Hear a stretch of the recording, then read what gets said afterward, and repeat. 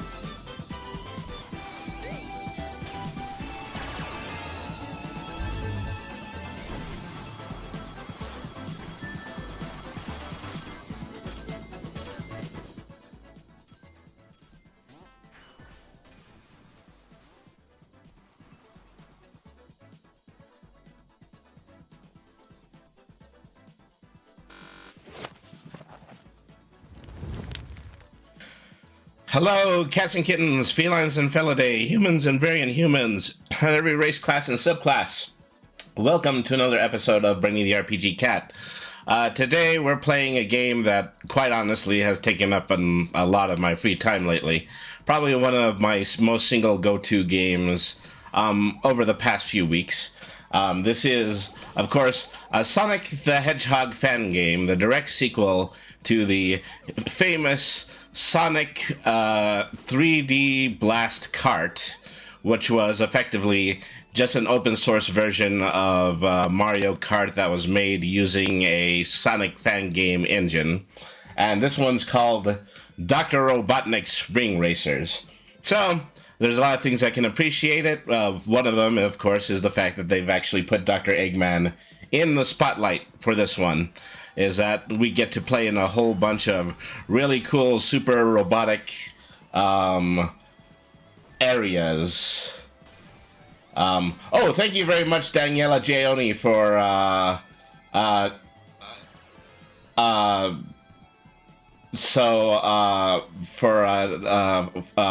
liking and following. Thank you very much for tuning in.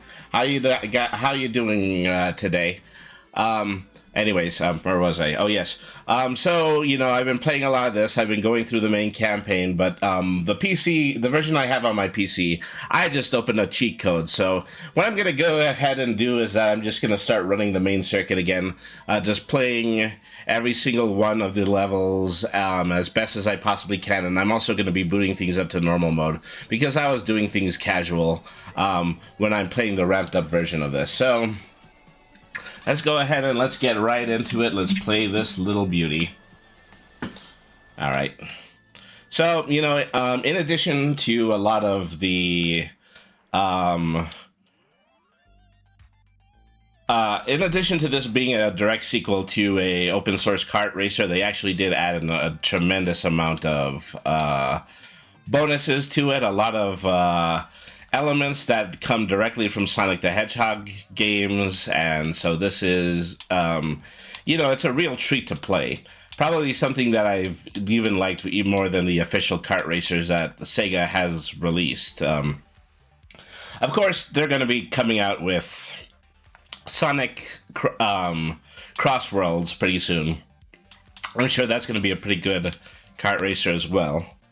Ruh-roh. Okay. I think we've hit our first major snag. I think my controller is low on battery. Okay, well, I think I'm going to have to end up directly plugging this in.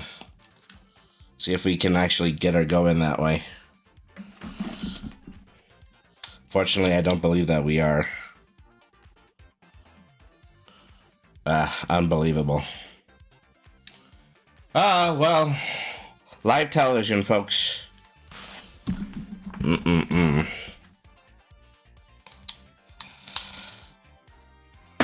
Hang on a second. I think I might actually have a backup battery here that I can just throw in. And if not, this can actually be a battery that will help me to direct connect, so at least I've got that going for me.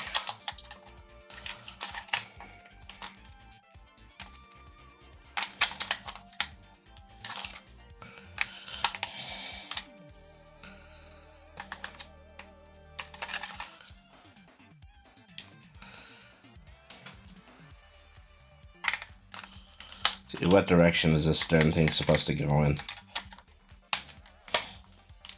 All right.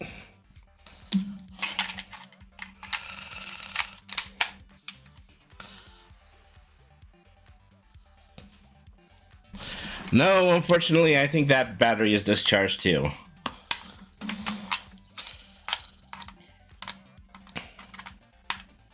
I'm going to have to do a direct plug of this. All right.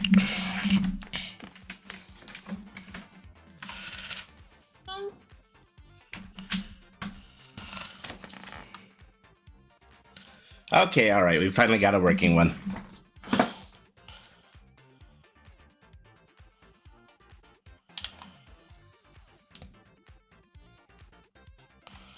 Well, we've got it plugged in, but unfortunately it isn't syncing.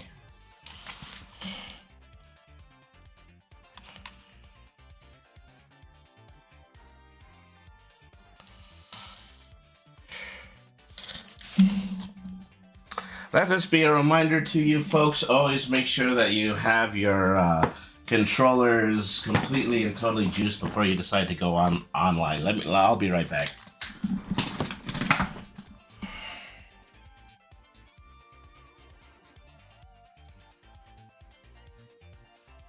I'm gonna grab the second controller and then see if I can get this one synced to the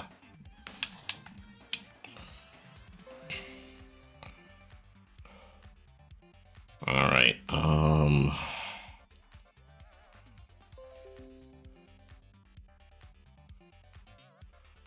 So, hey, welcome to Brainy the RPG Cat, where we spend the first few seconds of every single stream trying to sync the controller.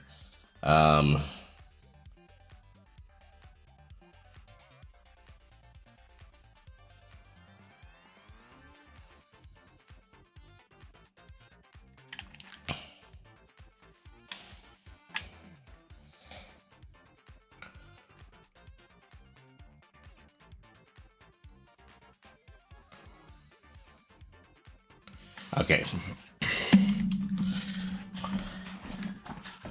Hopefully that did the treat. Let's go ahead and let's try to get back into gameplay here. Okay, so... Oh, unfortunately, that did sync, but it synced in...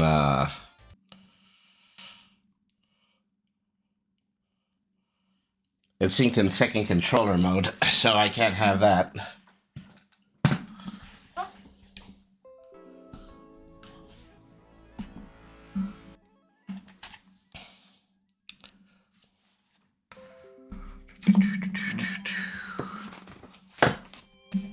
Okay, I think we're at the point where absolutely nothing else can go wrong, so let's actually try to get into some playing here.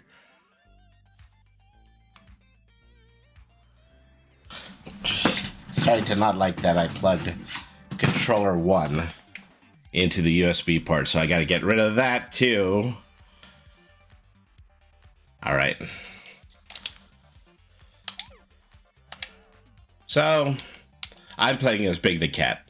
And it's really just the fact that I can turn Big the Cat gray and he ends up looking a little bit more like me.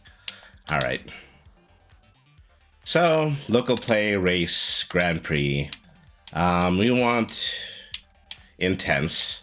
So that's second gear in this game. And then we're going to go into the Ring Cup. I think in this version of the game, the Ring Cup is the only one that I've actually passed before, so...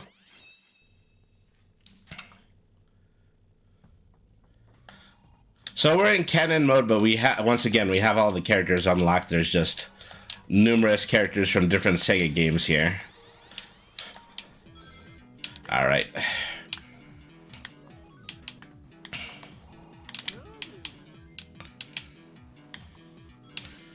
Alright.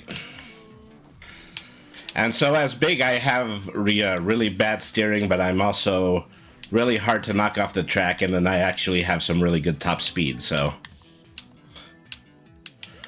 You know, just like every chubby guy in a kart racer ever. You know, I can see at least that Dr. Robotnik is in second place. Is my second, is in the top 3. He's not my character marked rival. That's interesting. So, somebody set it up so that they've been able to put shrink rays all over the field. And so now I have to avoid those or I'm going to get tiny. We don't want tiny Big the Cat. It's just too much of a contradiction. Alright. Ouch. SBO was giant and also invincible. Alright. So, you know, this has always been a kart racer that's built on the Doom engine, which was what the original Sonic fan game was built on. So, we've got some really super snappy 3D style graphics, not mode 7, 2.5D instead, and so it's one of the other things I can really appreciate about this game. Alright. So I do have to say, yeah, I am having a little bit of a head cold right now, so my voice sounds a little different than it usually does. Ouch. Wow, that bumped me all the way to 8 on my 3rd lap. That is unfortunate. Okay, well, we're not winning this round.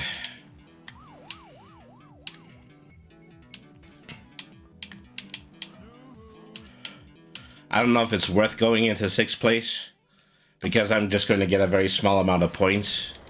Oh, well, no, never mind. Okay. Yeah, if you don't place in the first 4 when you're in Grand Prix mode, then they are going to end up wrecking your car and then you lose a life. Which is very much like how things used to be in the original Super Mario Kart. Alright. So, time for me to put my game face on. Things are gonna get really serious here. Woohoo!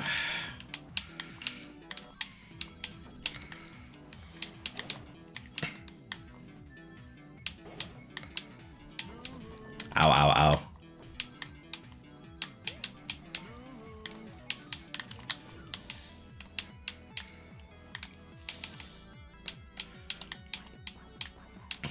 So, I love the coin mechanic here. In this game, you literally are collecting rings. And in the event that you don't have an item, you can actually press the item button and drop rings into your cart, which will actually make it go faster.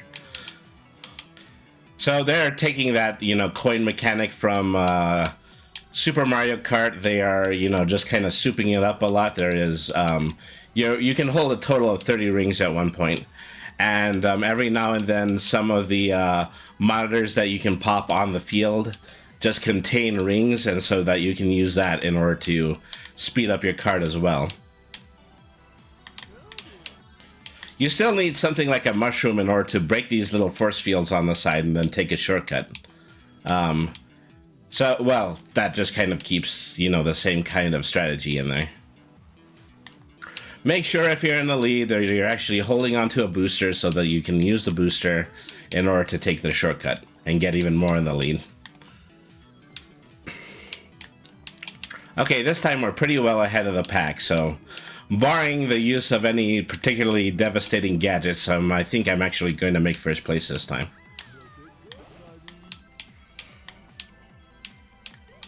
Alright.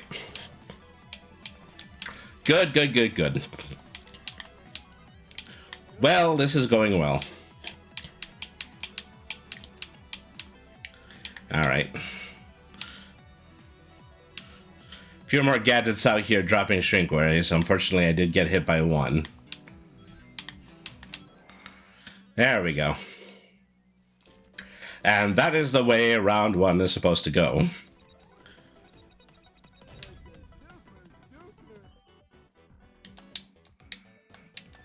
It's a super duper.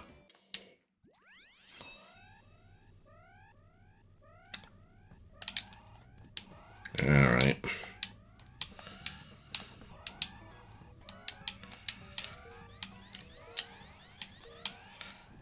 Up. Drat. Okay, there I tried to cross the finish line a little too soon, and so they dropped me to the back.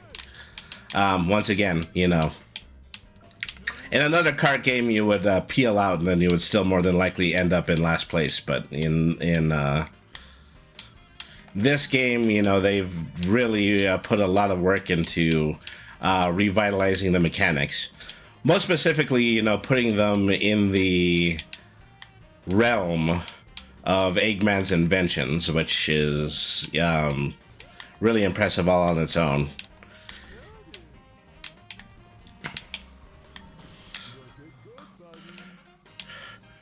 The main reason that Eggman is a bad guy has always been that, well, okay, he wants to throw a bunch of he wants to throw a bunch of tiny animals into robot costumes, and then he wants to use that in order to make the entire world into an amusement park. And, there's a part of that isn't, too bad, and he would be a good guy if he was able to actually accomplish this, but also use a sustainable form of energy. And so I believe that in the Sonic universe there is a sustainable form of energy, and it actually happens to be rings. So this is part of what this game just kind of predicates itself on. It does have a story. In lore, Eggman does eventually turn good and pair up with Tails in order to create the ring racers, and just make that into the main feature of a whole bunch of Eggman's zones, which have been converted into theme park areas. And so the only missing link in that is the fact is that, okay, well, the South Islanders have finally decided to let Eggman use the rings too. And so that's how he is able to make this great big theme park. And everybody gets to play along. And so that's really the whole story here. It's what I would consider to be the good ending of the original Sonic verse, the one that was introduced in Sonic Generations. All right. And of course, this is a fan game, so you still get to have the adventure characters in the original Sonic verse, etc. I'm pretty sure there's a shadow in here. I've never personally checked. You know, the fact that I'm just playing as Big the Cat alone, that's pretty superlative. Okay, I came in third. It's going to be messy, but I still think I'm going to be able to grab the gold in this round. I don't really have much of a choice. The only way that I could truly hurt myself is that if I got in 4th place. So this is a bonus stage. The bonus stages take place in what are the battle modes version sections of this game. And so basically they just give me, yeah, straight shooting bombs that I'm supposed to use in order to break the egg jails. You know, the egg jails, they don't hold tiny animals anymore. They're just used for target practice now.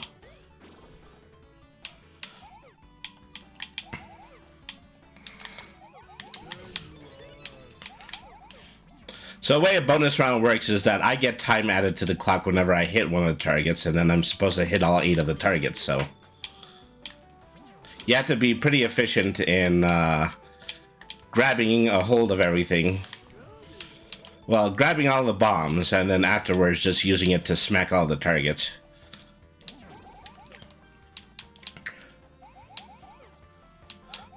And also, some of the targets are just suspended in air, so you have to actually lob the bomb in order to hit them. That's a lot of fun. I really enjoy that.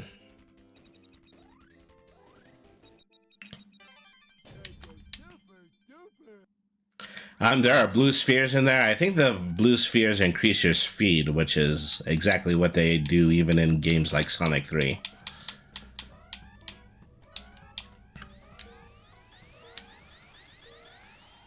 You know, maybe it's because I'm just an old fogarty, but, you know, there's a part of me that, you know, really digs the classic Sonic design over the more modern one.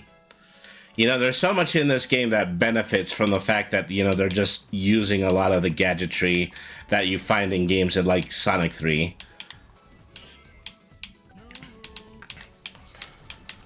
All right.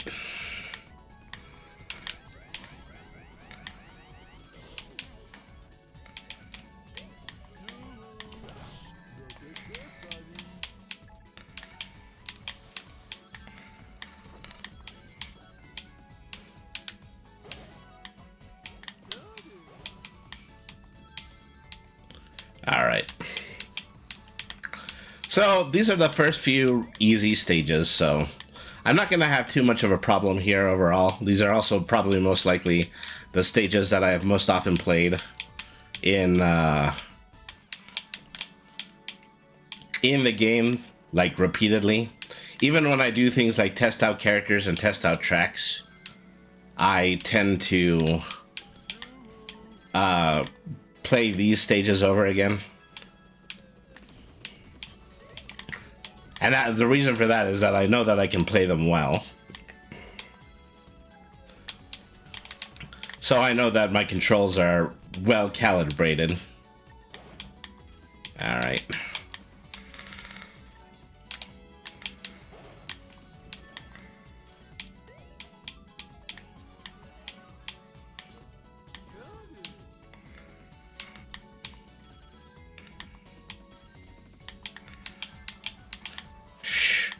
Well, I was in first place. It lasted for 2 seconds. I think, yeah, Eggman is posing himself to be that rival character, the one that is more than likely going to pass me on every stage.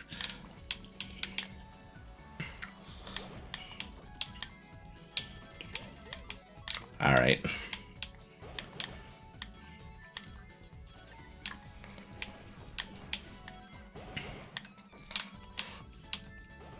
I mean, you know, far be it from me to steal his thunder because, you know, he built all of these tracks, etc. And I also do have to confess at this point is that I like Sonic the Hedgehog a lot, obviously, but my favorite character is Eggman. You know, I just think he's one of the funniest villains, and also I do like to see all of the inventions he creates. I like a lot of the designs for the Badniks. And I like the way that he's been portrayed in various forms of media, not the least of which is the Adventures of Sonic the Hedgehog cartoon, and also the way that he has been in the most recent games.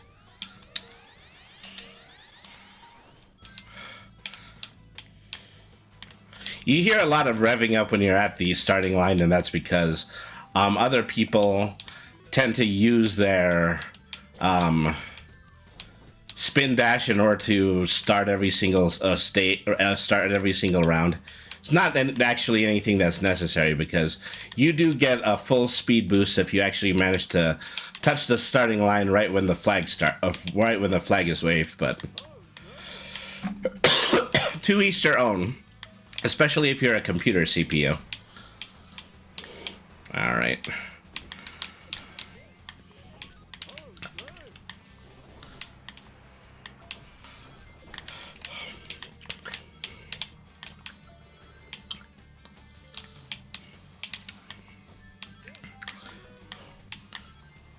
You know, so many little Sega-like touches in this game is the fact that you'll see the thumbs up and thumbs down symbol from the Sonic 2 bonus rounds, depending on which place you're in every time you cross a finish line. That's pretty cool. And that's what I'm going to do throughout the rest of this playthrough. I'm going to say, that's awesome. That's awesome. I remember that from that game, and that's awesome. I remember that from this game, and that's awesome. You know, here's your top drawer commentary. All right. Woohoo.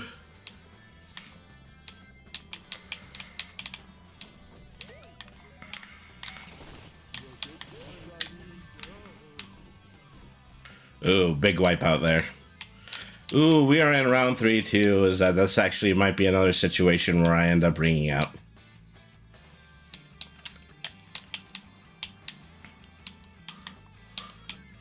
I say it's a ring out. I say it's a no contest. I say it's hitting last place. You know, another thing that I really like about this game is that even though these are the first 2 rounds, the first handfuls of rounds, the stages are really well built, and they're also pretty long. So you do have an ample opportunity in order to catch up, if that's actually going to be a thing that you're capable of achieving. All right, well. 7th place that time.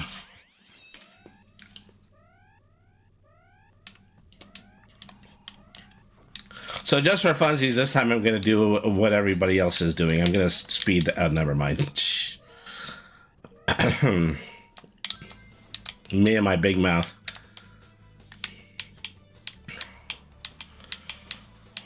All right. Me and my big the cat mouth. Nyar.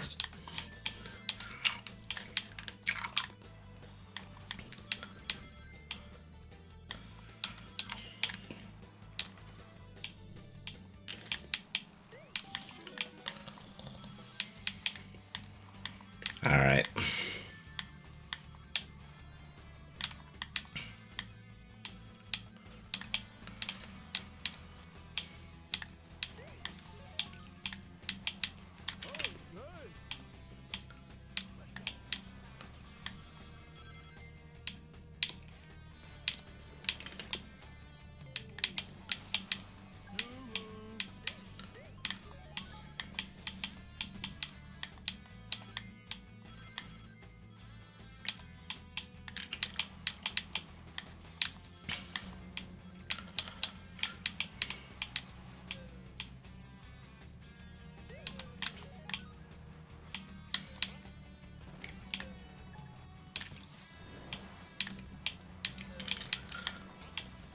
Doing a little bit better voice-wise, because in between those rounds I managed to put a lozenge in. The lozenge down the hatch. All right. The human mother is out of town, so I can do neat little things for myself. Like, for one reason, she's never liked cherry lozenges. So, at least while I'm sick, I can go to the drugstore and buy myself cherry lozenges to amuse myself while I'm still streaming with a head cold.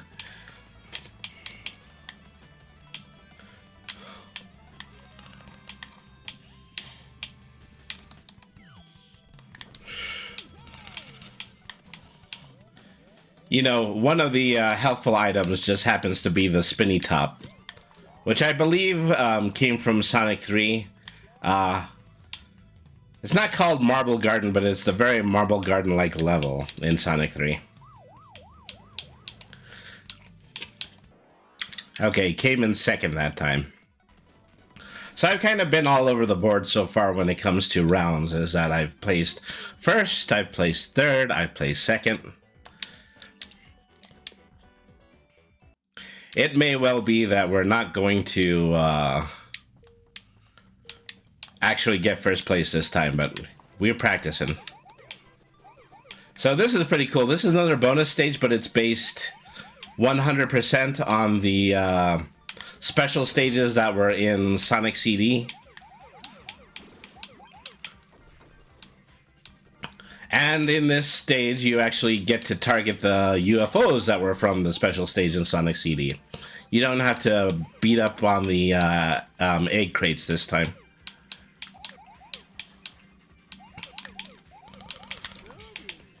Uh-oh, I'm in trouble here. Of course, I do remember that the special stages in Sonic CD are really difficult. And I'm probably only as good as them in this game as I was in Sonic 2. This is getting me in an extremely nostalgic mood. Probably, I didn't have much of a plan for the afternoon stream, but maybe in the afternoon stream I'll just play Sonic Mania in Mania mode. That might be pretty fun.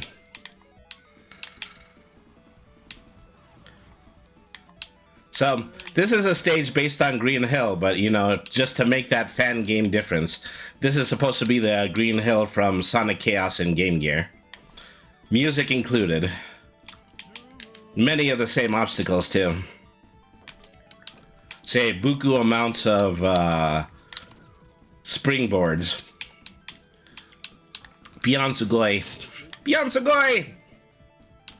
Alright.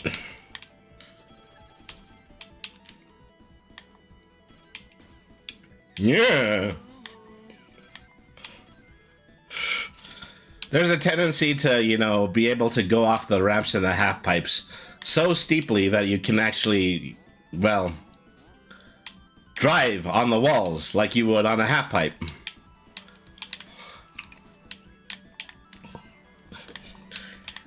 It's a great look, but it's also so taxing on the 2.5D engine that sometimes your character will go completely sideways and therefore flat. Ouch. Alright.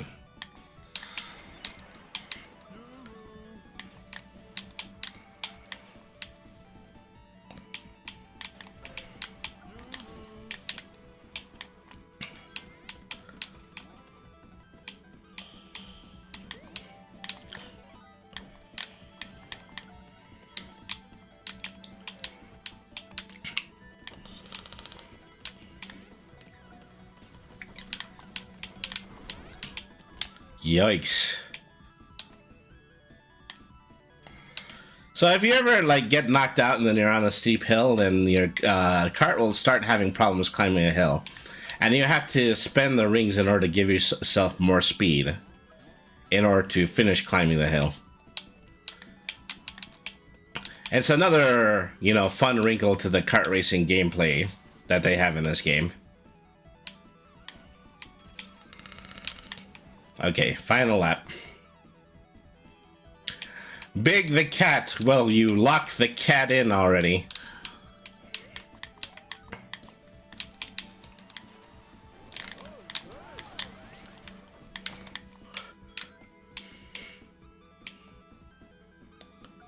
Boy, did I fall far off the stage there. Okay, well, I'm not winning this one.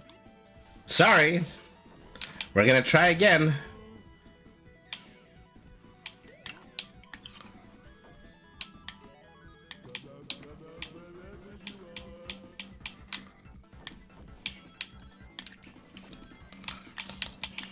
Uh-oh.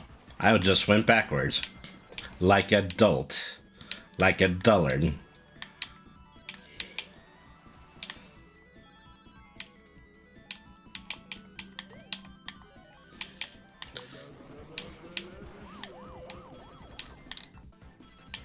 See, you really gotta watch your drifting in that one section, because if you do, then you're gonna go up the wall and you're gonna invariably slow yourself down.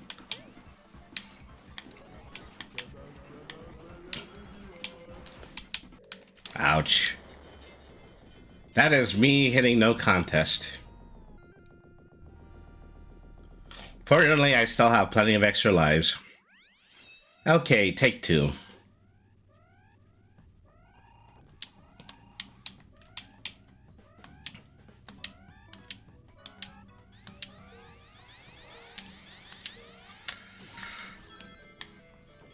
Here, I thought I was actually going to hit the boost this time. Silly me.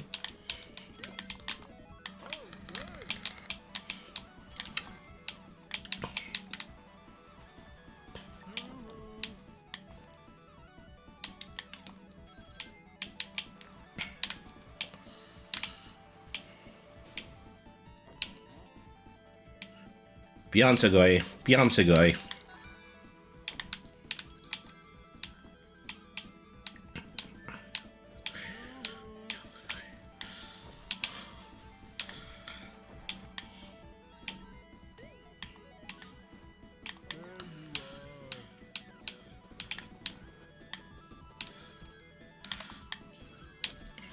Oh, went the wrong way. Getting lost. That always seems to be a feature of some of my playthroughs, that I always find myself getting lost in a stage.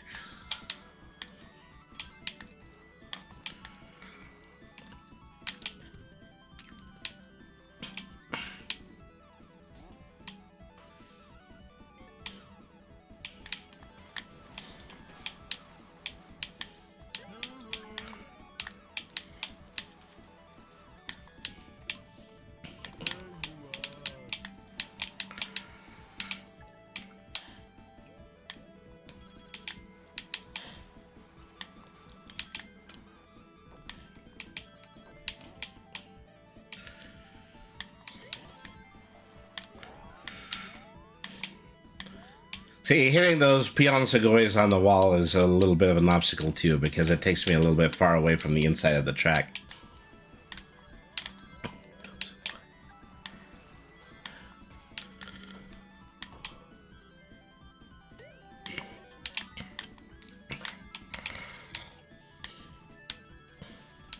Of course, if I'm airborne, spending my rings is not actually going to help me get anywhere.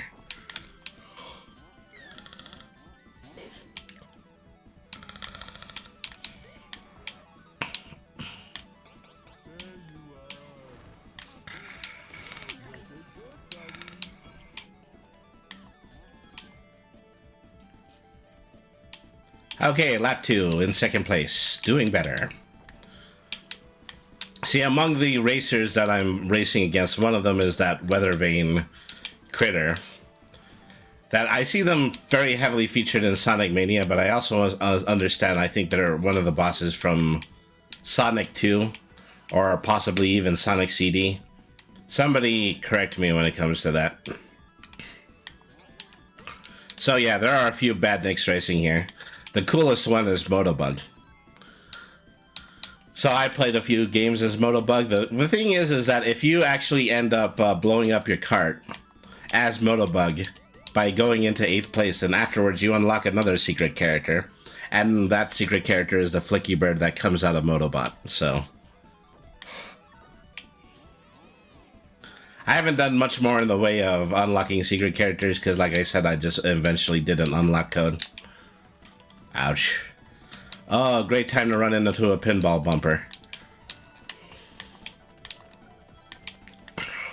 I say, I'm going to try to gun it. I'm still trying to make the top 4. Even if I don't make first place. Okay, there you go.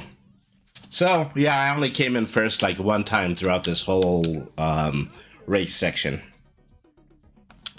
So that in the end puts me in, yeah, second. Ah, well. Once again, fan touches are abound. Is that the trophy ceremony in this game takes place in what Dr. Robotnik's lair looked like in Adventures of Sonic the Hedgehog.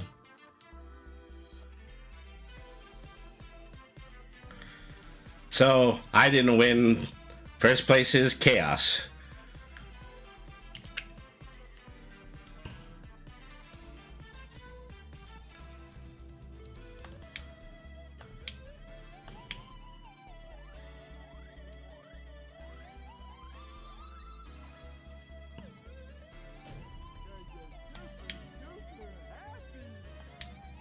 I'm super duper happy.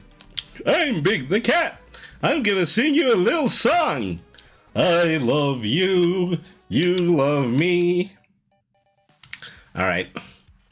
So we're gonna go ahead and leave ourselves with the silver medal, and then we're just gonna go on to the next stage so that we can play through as many of these as we can.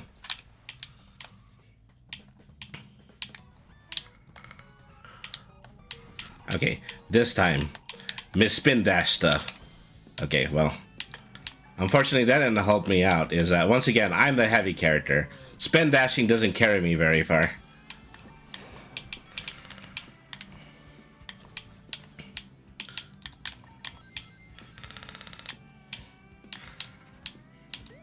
So this is the beach stage from Sonic Adventure.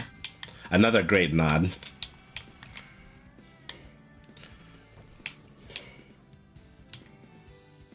Uh-oh, banana peel. In this game, it's not a banana peel, it's a whole banana. And I believe they intentionally modeled it after that one banana gag in the Sonic X anime. Mmm, delicious! I can do Robotnik a little bit. Is that, you know, it's gonna merit a lot of practice. But even then, is that I don't necessarily know if I want to do the I don't want to do an impression of the modern Robotnik. Maybe I want to get a little bit more in the realm of the Adventures of Sonic the Hedgehog Robotnik. You distasteful dunspots! You get my cart out of the water this instant. Okay, I had to jettison my bombs and then use my rings in order to get out of that.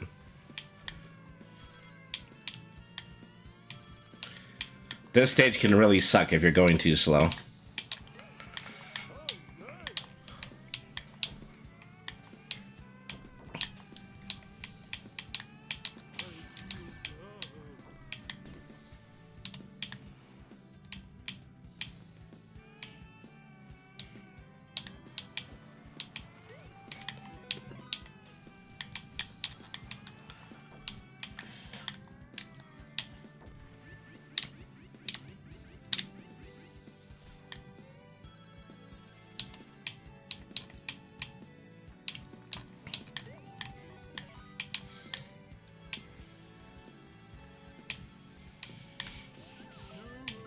Alright. Well, I can at least say I've done mildly better, because, no, actually, I'm crossing through the first now.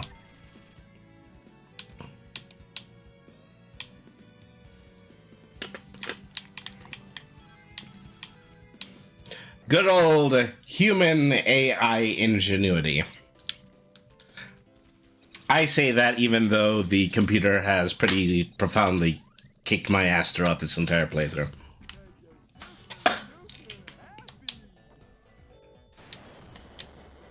Oh, hang on.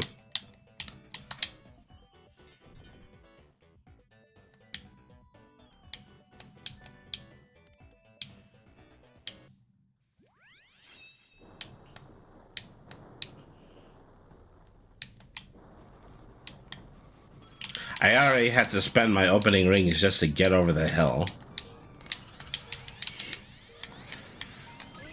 Oh. In that situation, what I try to do is I try to use my rings in order to boost into the starting line, but unfortunately, I wasn't also holding the gas, so that didn't actually work.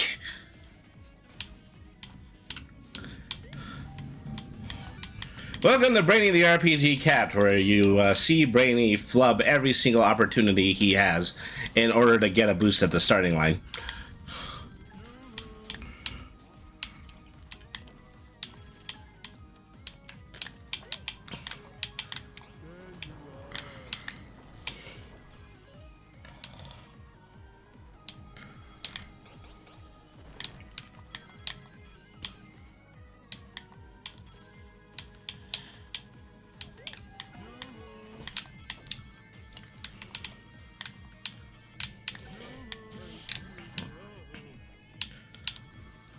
All right.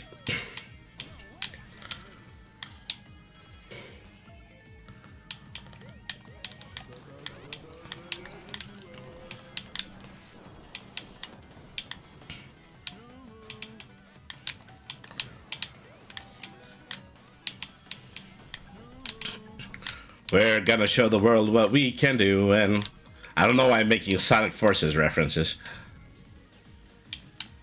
I played that game once when I had a Nintendo Switch, and, well, it is what everybody says it is. It's on par with some of the better Sonic games, but it's too short in many of those segments.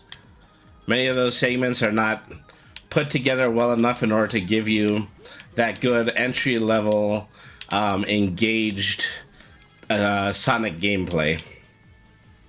To make it worse, it's a game that was supposed to be direct sequel to Sonic Generations, which actually, you know, it has stages that are actually really good in length. So that's my commentary. You can do whatever you want with it. Woohoo! Uh-oh. Oh, not this again. Somebody knocks me out right when I'm on a hill, and then I have to use the remainder of my rings in order to get over the hill. But of course, you know me. I'm Brainy. I'm already over the hill.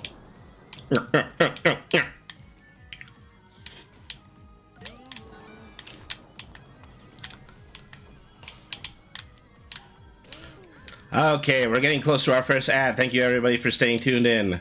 We'll be back after this 2-minute word from Twitch. This has been Brainy the RPG Cat. Stick around. Ugh. Just in time for me in order to lose that stage.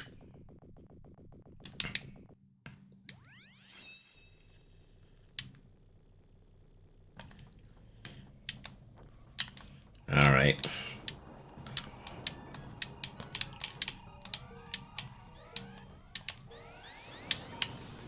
Yay, I actually made the boost this time. Maybe that's good luck.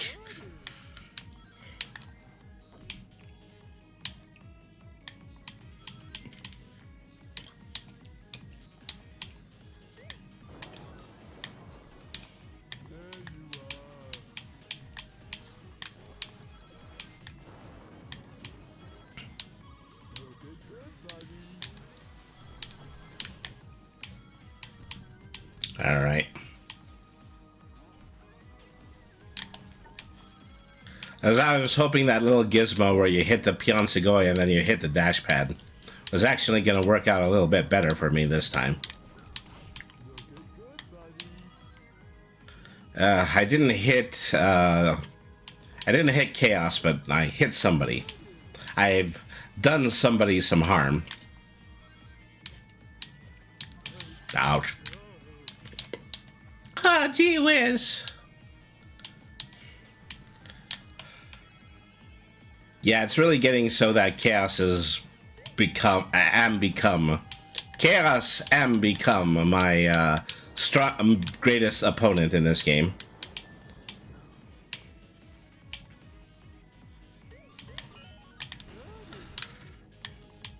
So, you know, as I said before, I really do like the designs of the Badniks, but It's a real shame that they don't actually get used in more media.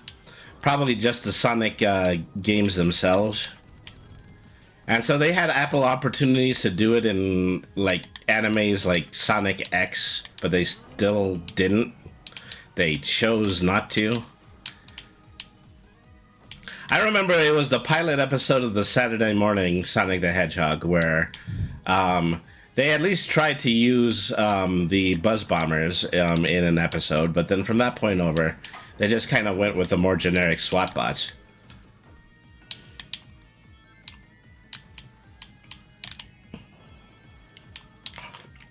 I missed the dash pad, so I actually did have to spend my rings in order to get up that big old hill right there. Ouch.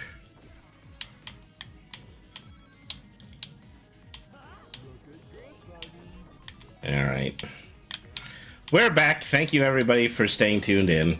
This is Brainy the RPG Cat, and we are playing Dr. Robotnik's Ring Racers.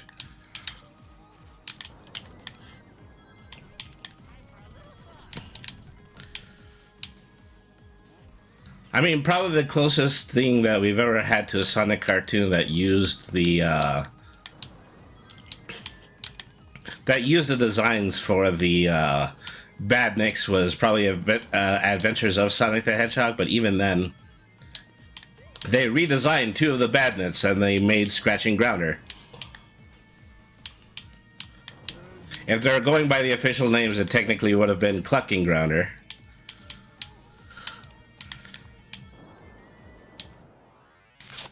Okay, first place.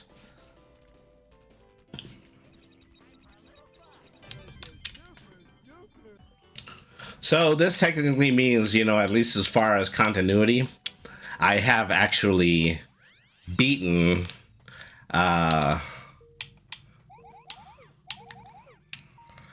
actually in first place for the 2 rounds that I have played so far. All right.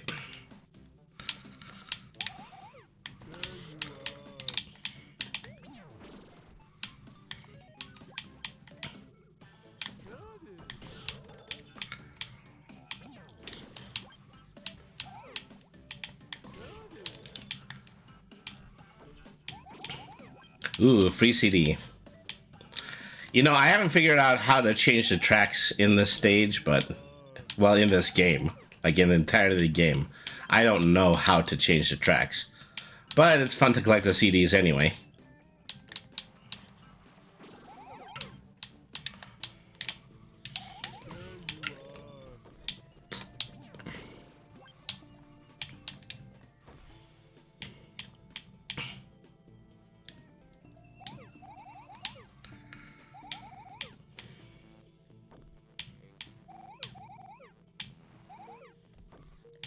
Oh, crud. Okay, well, I'm not winning this one.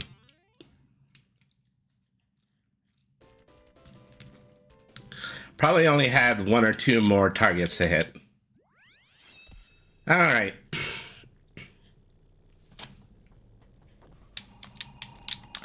Lucid Pass. You know, I have the sneaking suspicion that, you know, some of these fields are not from any Sonic game. You know, every once in a while they do show, you know, one that is from a game like Sonic Adventure or even Sonic R. There's a really great one based on Angel Island. And there's one's based on the 2 original stages from Sonic Mania that actually use the soundtracks from Sonic Mania that were made by Lee Topes, so... That fellow's doing really good for himself. You know, they're coming out with like a new Avengers beat 'em up from Tribute, the same people who made the beat 'em up for, well, the Teenage Mutant Ninja Turtles Shredder's Revenge, which is probably my current favorite Turtles beat 'em up.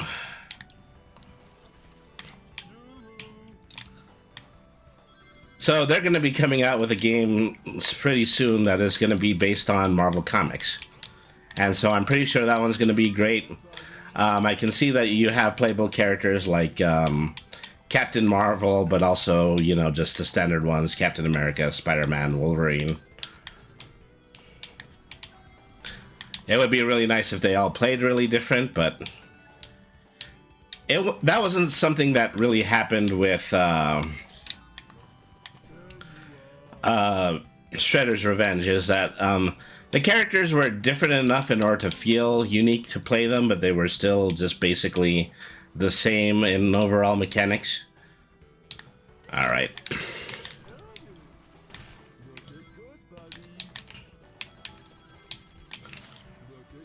Ouch.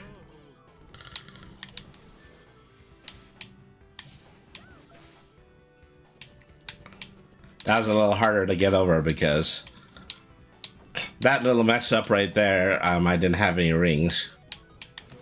And when I try to boost anyway, sometimes you go into negative rings, which is what I'm in right now.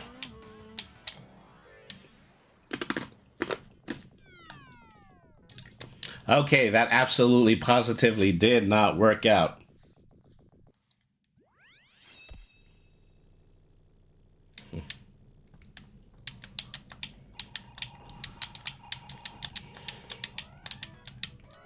All right.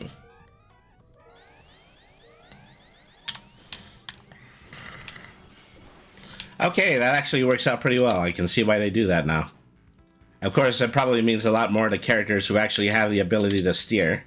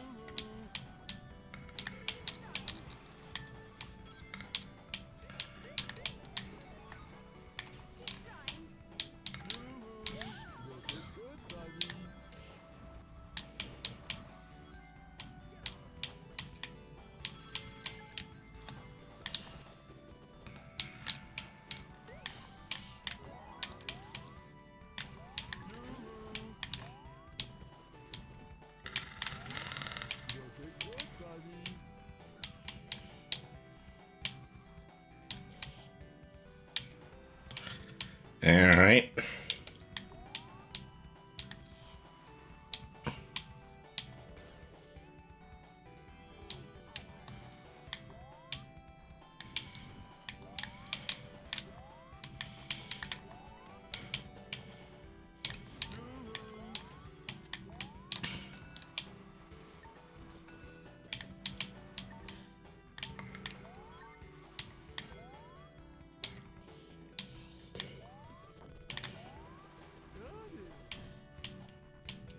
I don't quite know how to use that shield power-up.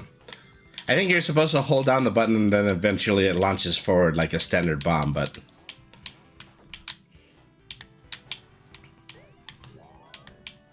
they keep giving it to me. This is probably the downside to being in first place. Well, technically second.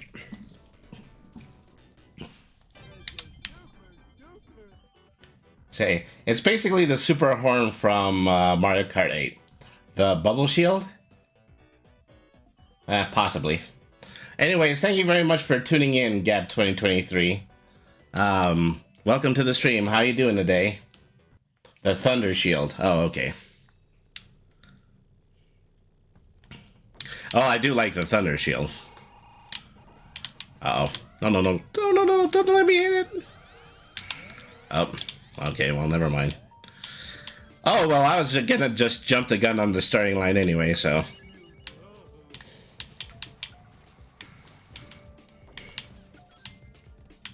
Alrighty.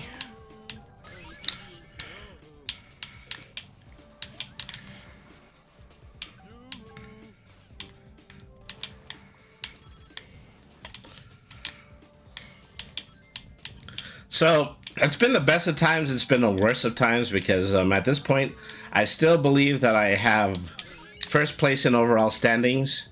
I've played first, and second. The downside to that is that I've replayed stages multiple times.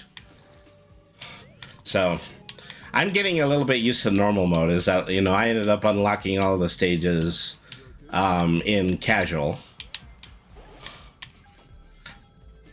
And that is something that I tend to always do when it comes to kart racers, is first I unlock all of the stages and then I start to play the harder cups. Alright.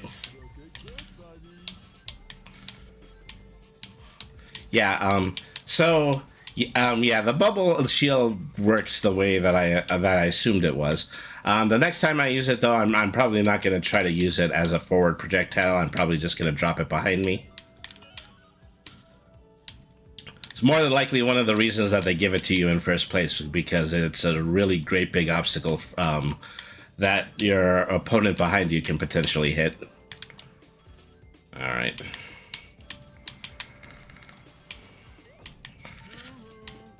Get thee behind me, Chaos.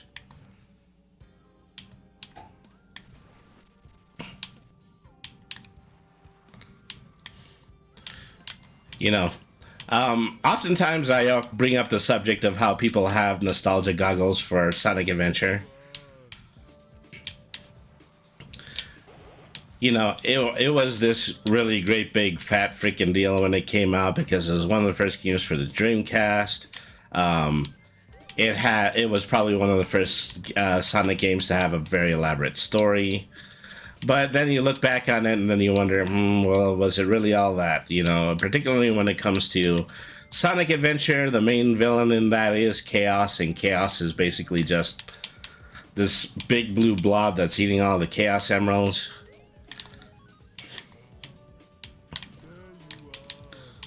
As more often than not, you know, they use as his character design what was actually his third form. Well, maybe not even his third form, his first form. His 100% Chaos Emerald free form. You know, it's kind of like if you are like me and you're also a fan of Dragon Ball Z, the fact that they always use Frieza's final form as his go-to character design in absolutely every media after the first time that he appeared. They do this gag in one of the Dragon Ball Super movies where Frieza is actually trying to collect the Dragon Balls because he wants to wish on them and he wants to make them a few feet taller. And one of his minions says, you know, if you want to be taller, why don't you just stay in your second form instead of your final form all of the time? Of course, the reason that he's doing this is because he's completely vain, and he doesn't want to do the obvious thing. That map was originally a Sonic Robo Blast 2 kart custom maps. I knew it. I was very suspicious that some of these maps were really just kind of realized in Sonic Robo Blast. You know, they're more original to the fan games than they are the main Sonic games. But it's really great that they make those nods to the original Sonic games, particularly Sonic Mania, because that is, among fan game circles,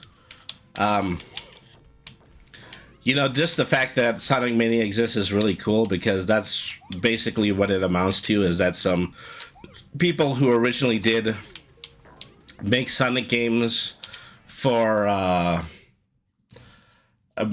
make fan games for Sonic, and then they got the upgrade in order to make some remakes of games like Sonic CD, and then finally they managed to create their own original game.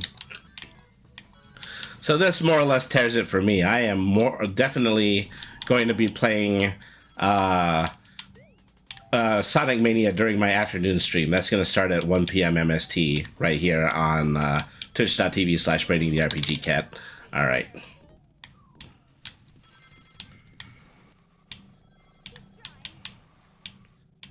This is one of those aforementioned stages. This is Press Zone, I believe that's called. One of the 3 original stages from Sonic Mania. I barely hear anything. I don't think the music loaded in properly.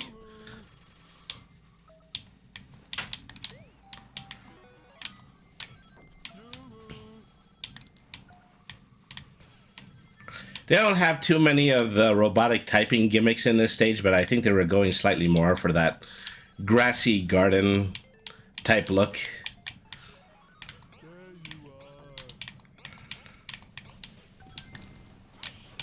Ouch. Ah, gee. It never fails, you know, you're actually trying to get ahead and then you immediately hit a bumper or a trap.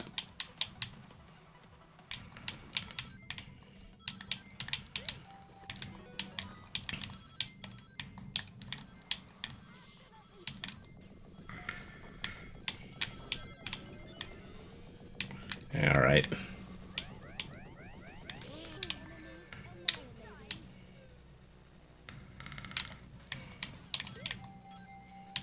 I probably muted it. Like, I just pressed a button and I muted it.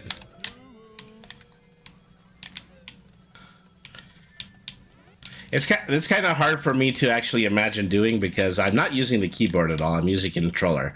And I personally mapped the controller in a way where I would not hit any utility buttons at all. Or we're in the streamer safe mode. Is this normally a licensed song? Most likely it is. Because, once again, this does come from Sonic Mania. I need to figure out how to use a CD changer in this game, because then I should just permanently switch this with a fan track, and then I won't have this little streamer issue anymore.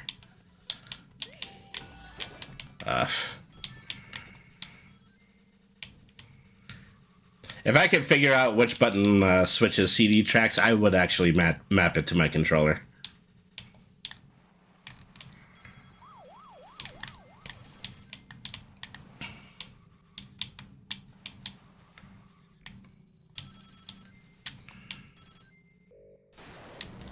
Okay, there is my third no contest in as many stages. I totally did not win this first place that I'm going to earn clean.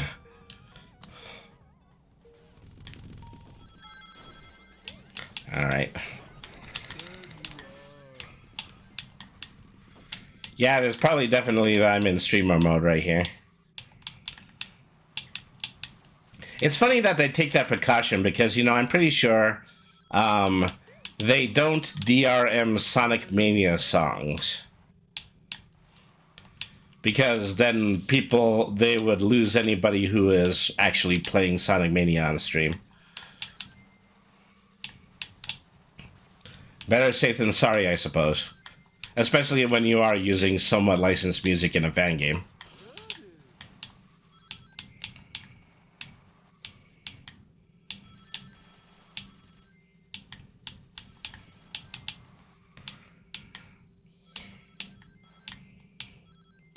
So the other stage that's ported from Sonic Mania is Mirage Garden. So if we don't hear music in Mirage Garden, then I believe that this theory is 100% sound.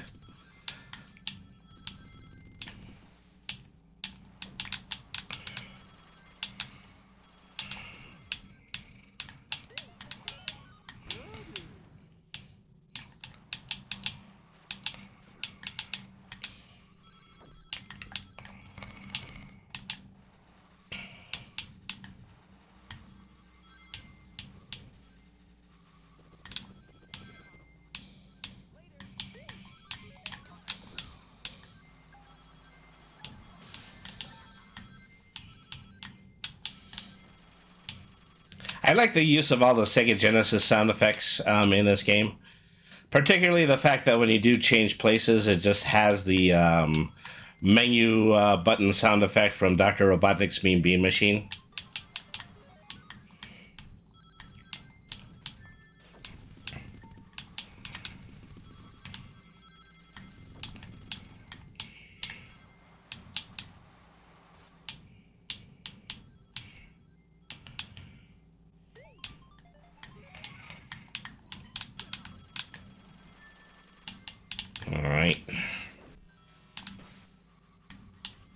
Okay, we're on lap 3. I am currently in first place. Let's see if I can hold it. It's a long way to the finish line from here. Up.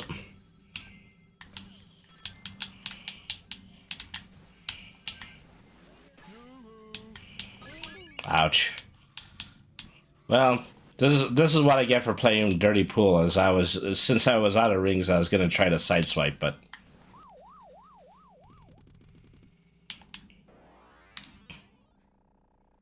you know, CPU-controlled Sonic just has to be a show-off, and he has to win first place despite the fact that I've been racing against Chaos this entire time.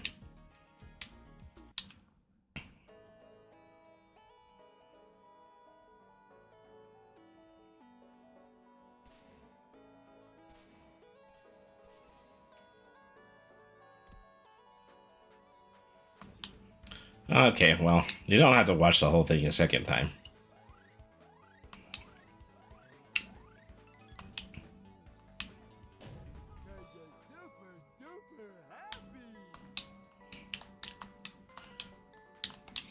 All right.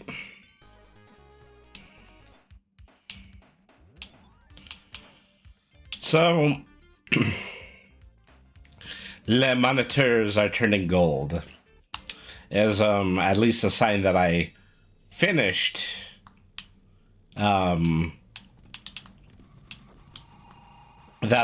these in normal mode. Not necessarily that, you know, I finished them in basic mode. Ouch. Ah, gee whiz. I thought they were actually going to give me that one. Oh, well.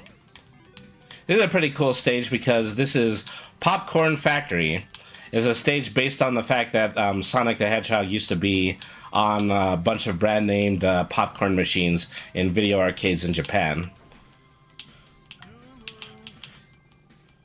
You know, something that they try to make similar to the tick-tock clock arenas in Mario Kart, but because, once again, we're making innumerate unmistakable Sonic the Hedgehog references, and it has to be the Sonic the Hedgehog popcorn machine. I mean, I like Sonic, and I like popcorn. So those are just two good things that go well together, in my opinion.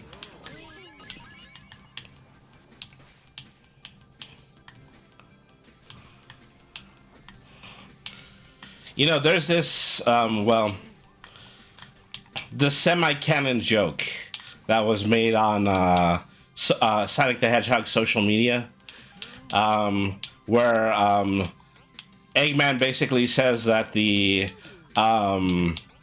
all food and candy zone in Sonic Colors is artificial food made from 100% preservatives.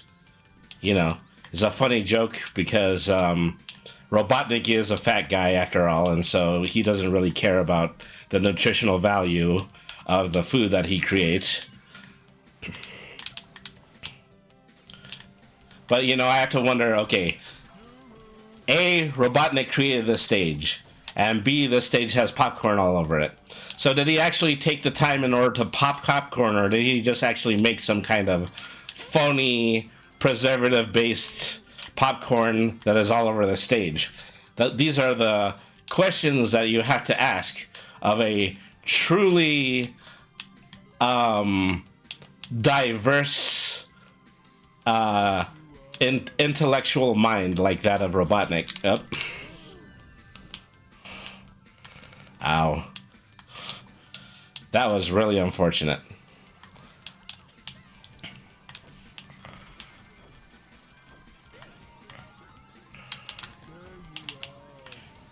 Okay, thankfully, Mr. Top actually managed to get me back in the running.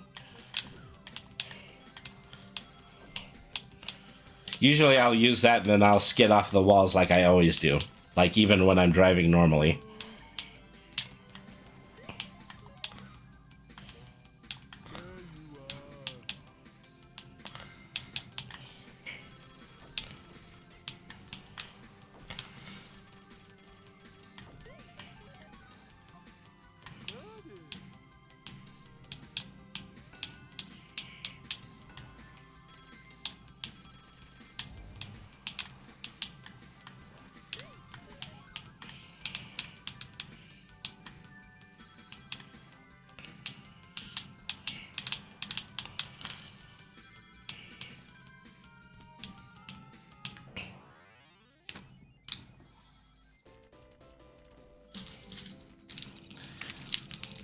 Well, okay, round one of a new cup, first place, first try too. This is the one I just had to replay because things went completely goose egged.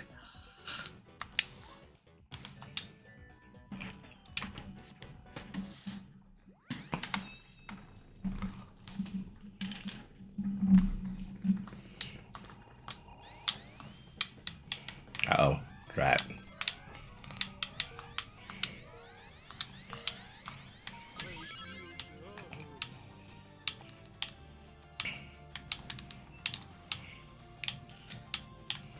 So once again, search me where this stage comes from. I don't remember a Snow City in any Sonic games. You know, the music sounds a little bit more contemporary, so I'm operating under the suggestion is probably from one of the games I didn't play, like Sonic Colors or Sonic Underground.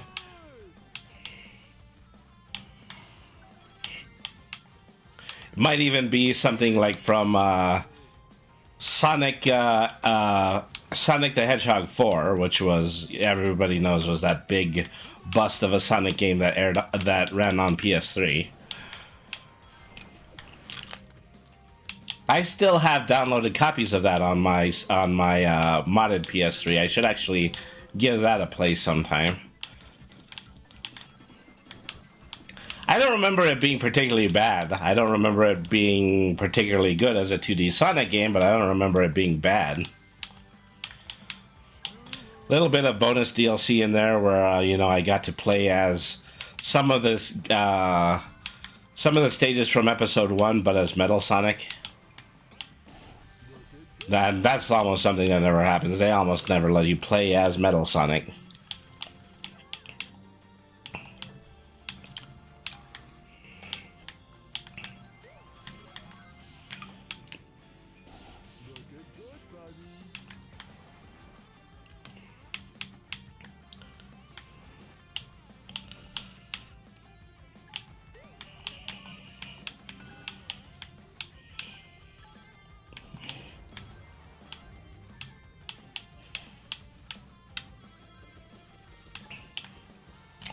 All right.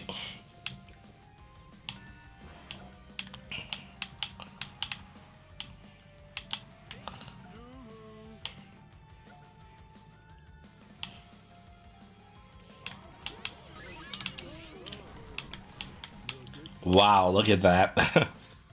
Knocked out by absolutely everybody, and including Heavy Metal Sonic.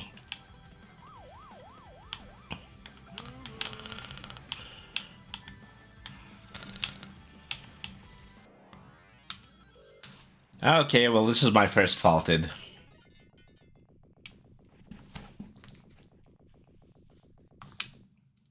Okay. Before I restart this one, I'm going to just take a quick break in order to I'm going to make Tinky, is that coffee that I had before I got on is starting to go right through me. Okay, so I'll be right back.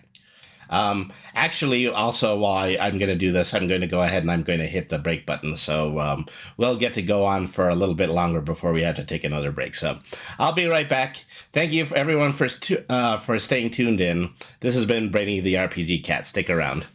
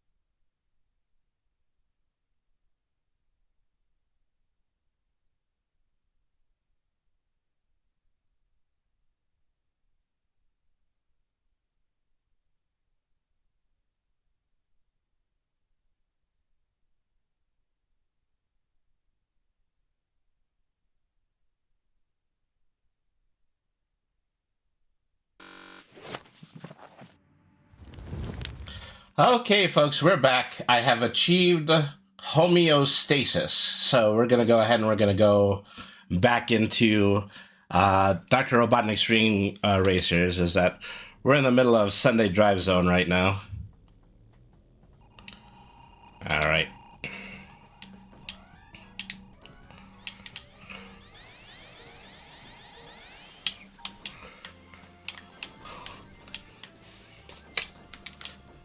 I should have followed through with that. I was probably going fast enough so that I would actually make it across the barrier. I just chickened out.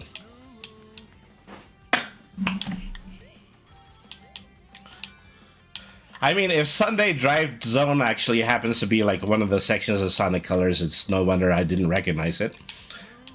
I really need to play that sometime. I've been more than a little wacky with Sonic games, as they're just among a bunch of really, really cheap first-party games that I bought during the last Steam sale, the Steam Spring sale. Now I'm extremely big, the cat.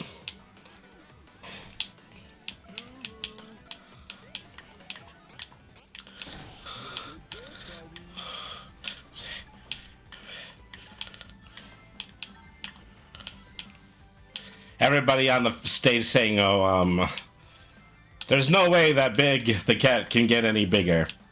And then Big comes back and he says, nonsense! Check this out.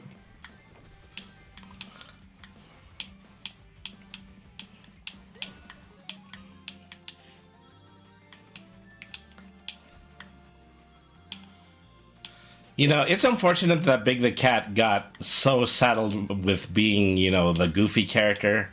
A character who is singularly obsessed with both fishing and his pet frog.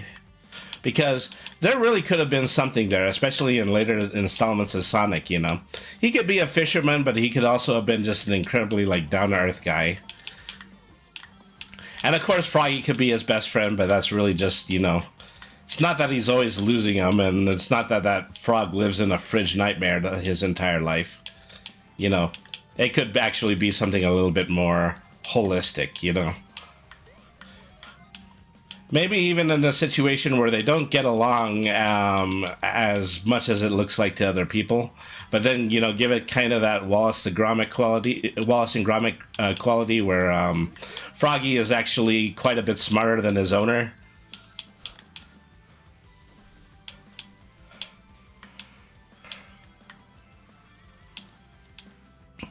These are the kind of things that occupy my mind whenever I'm in the middle of a long go-kart track.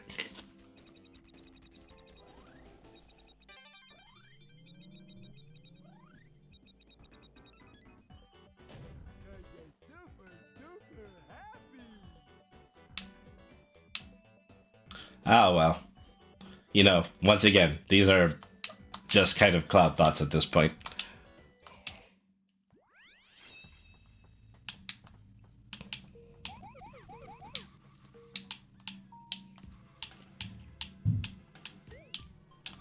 A mistake that I often make in playing the bonus rounds is that I start driving up to the first egg jail that I see.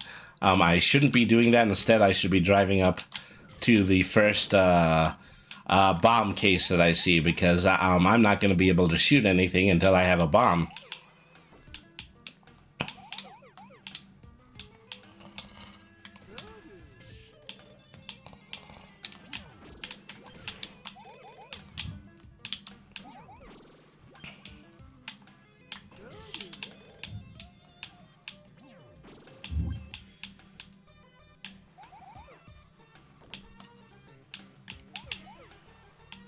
Okay, things are going good. I don't want to wear out my timer increase too much. This is probably one of only like 2 or 3 of these bonus stages that I can consistently play all the way through.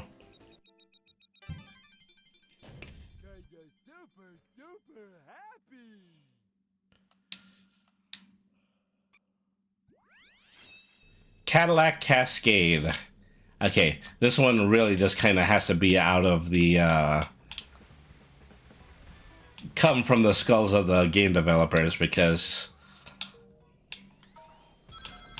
for one is that Sega would never spring for the ability to call something Cadillac, because they would have to be responsible for the copyright.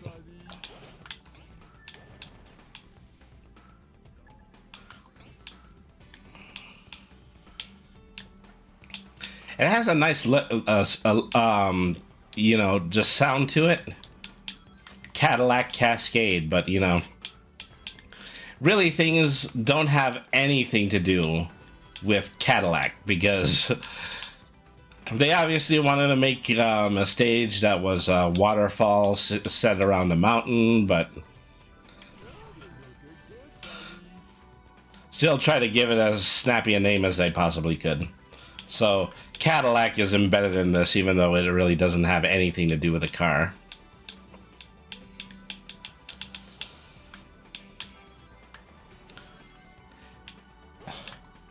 I remember when Mario Kart 8 first introduced that cross promotion that they had with, I believe it was Volkswagen, and because there's just 2 Volkswagen Mario Karts in Mario Kart 8 now.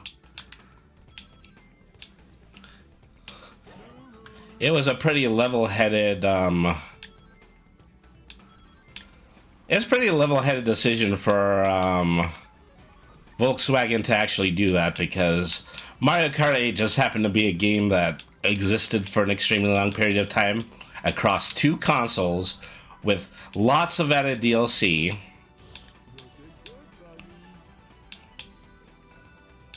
They got their money's worth when it came to that.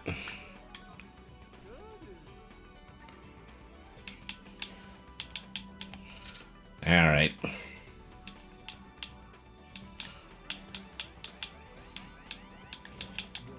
Anywho.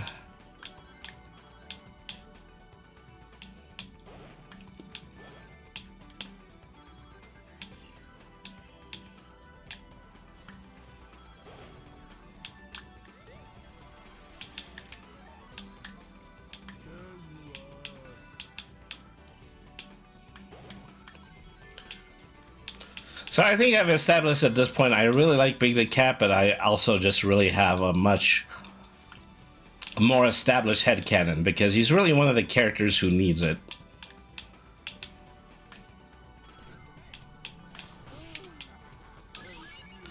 You know, there are even situations where, you know, he's written better in canon than he usually is. The thing that comes immediately to mind to me was the 2D animations that they released for Team Sonic Racing. There's a really funny gag there where, you know, in order to slow down Big the Cat, as they just, they simply put up a souvenir stand that has a bunch of t-shirts and things that that have Froggy's picture on it. That was actually pretty funny. You know, taking the character and using it in an interesting way, but, you know, it's... he was in Sonic Frontiers, but then again, he was just doing his regular shtick. He's just part of these inexplicable bonus rounds where you fish. Villain of Legend, how you doing today? Thank you very much for tuning into today's stream. Everybody should check out Villain of Legend. They are a really cool VTuber who...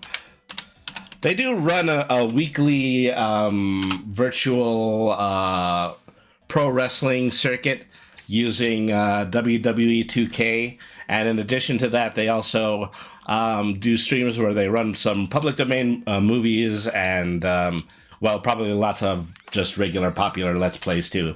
So, yeah, welcome, Villain of Legend. How you doing today? Oh, jeez. I knew that was going to end, unfortunately. There's something particularly hilarious whenever you mess up a...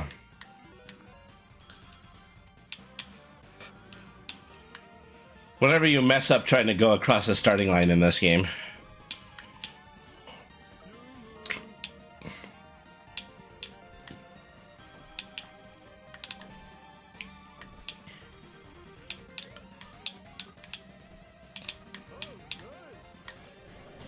Ouch.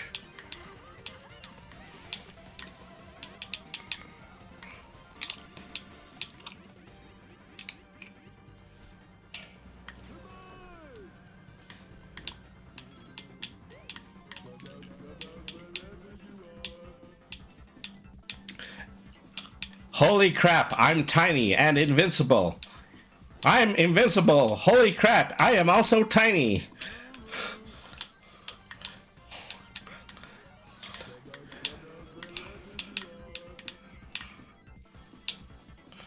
Wow, I've never had catch-up power-ups help me out quite as much as they have been in this stage.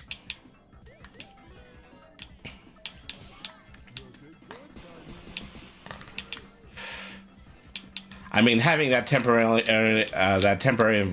invincibility is great when I actually had to run into them there sparks. Here we are again. Am I just getting lucky, or is it do they just actually happen to have a lot of invincibility on this stage? It makes sense because there's more than your standard booby traps available here. Oh, you can actually get through gates using invincibility. That's good to know.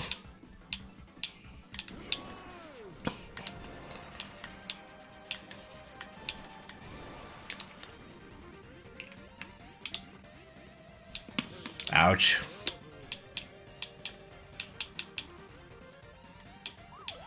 I've been chilling like a villain. How have you been? Is that I have been catatonic. Unfortunately, the puns don't work all the way around. So yeah, it's really great to see you. Is that, you know, I always enjoy coming into his streams. Is that I have a tendency to believe that I'm just part of this small noble brotherhood of VTubers who like to portray themselves as extra superlative geniuses.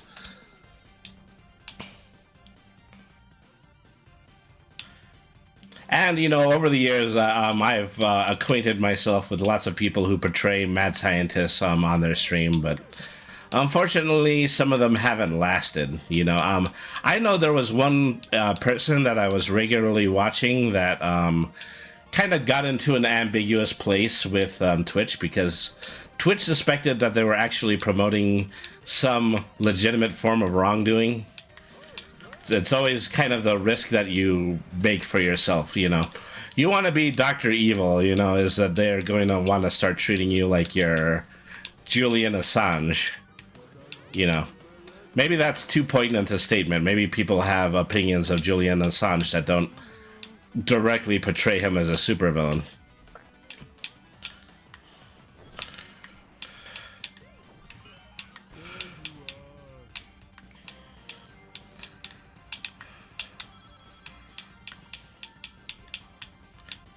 This is what you get when you take a may or may not stance. Uh-oh, yeah. I totally hit that Pion Segoy the wrong way.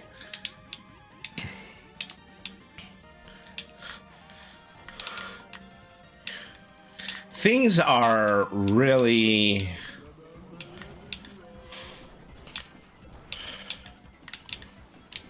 I had the darndest time on this stage simply because there are a ton of traps out here. Not just running into the spikes on the side of the wall, but also the sheer amount of ways that you can fall off of the stage. It's not nearly as bad as, say, a Boo's Mansion stage in Mario Kart, but it's a lot.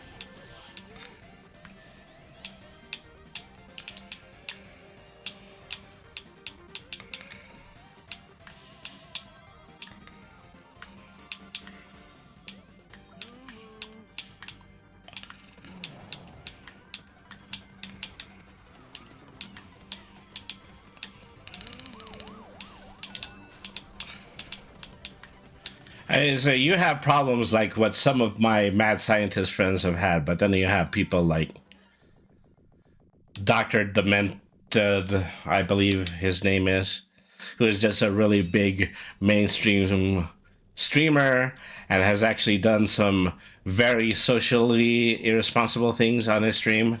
Yet it's more than likely that he's going to stay on Twitch, whereas my friends are really just going to be given the cosmic boot.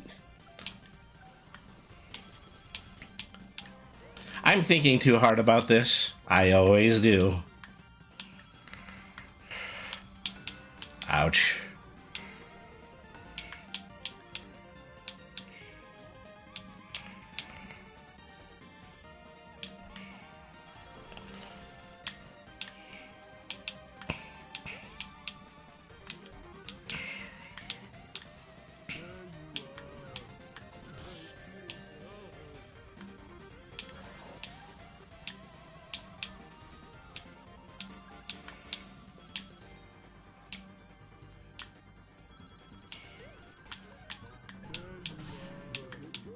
Yeah, there you are. Have a shark missile.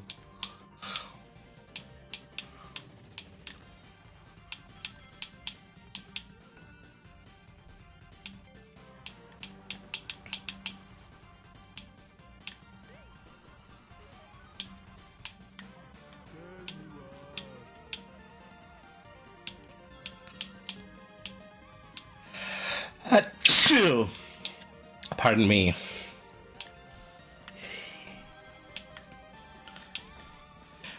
Is, you know, I used to always say there's one for VTuber sneezes on Twitter, but I think I understand that, you know. That guy was also caught doing something screwed up, and now he's canceled, and probably did not make the migration that most of us did from Twitter onto Blue Sky.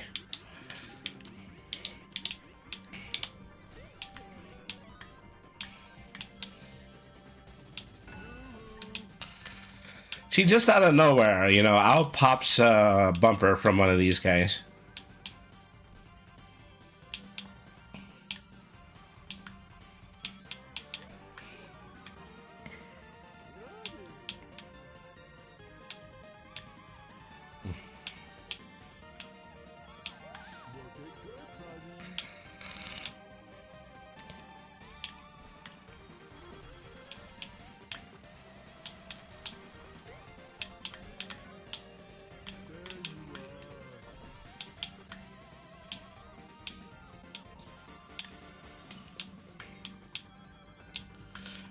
Lap 3. I'd like to say I'm ahead of the pack, but I can already see chaos is breathing down my neck in a way that can only be done by a supervillain who doesn't got no mouth.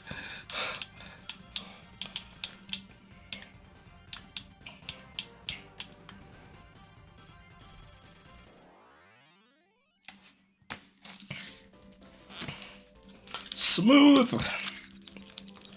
Well, as clean as I always make it, which means that I probably no contested just before I got here.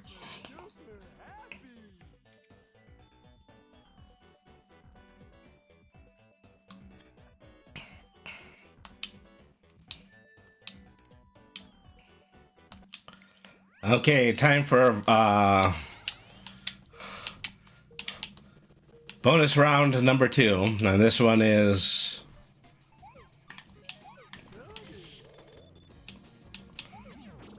Rusty Rig, based loosely on Oil Ocean, but with some original music.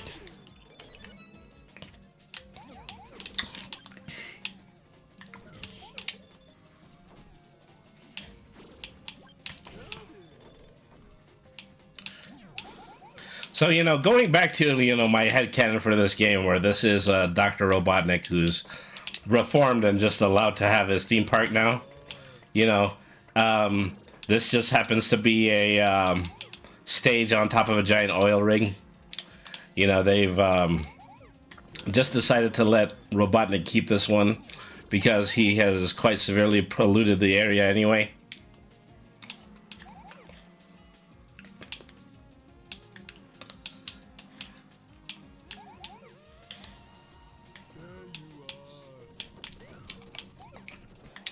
Yeah, one of those balls, please.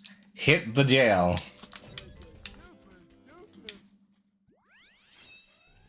Opulent Zone. This has got to be OG.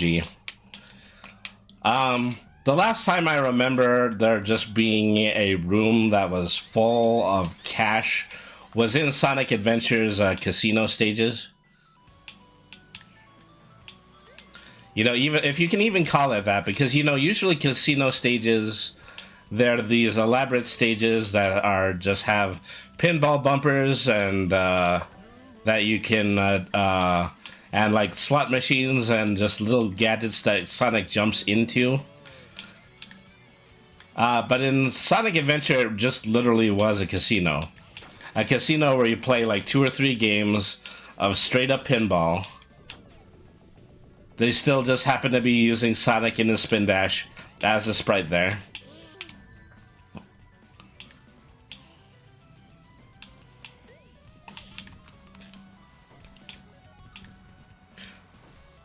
So who knows what the hell. I go on all these very calculated rants, but then afterwards, I could probably end them all, but with, oh, well, but who knows what the hell. I have no life, but I must breathe on the necks of my victims. Ow.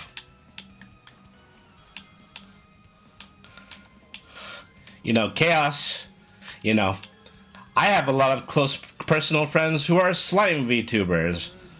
But still, something about Chaos gives me the implication that I don't want to get any of him on me.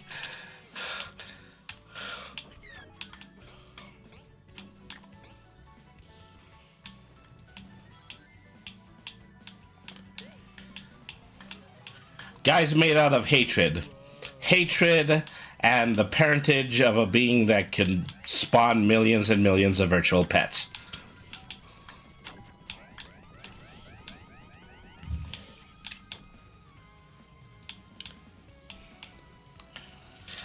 They've introduced a whole ton of alien species in Sonic.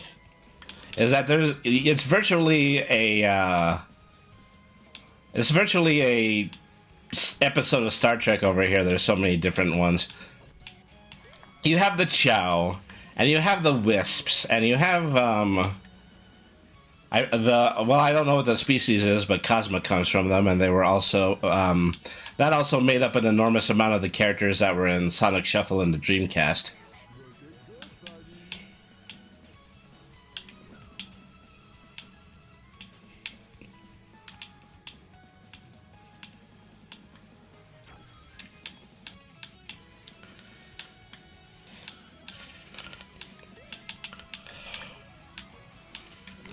You have the Deadly Six, who are really, I don't know, not even technically aliens, but they're just beings of their own species that live up in the floating islands in Sonic Lost World.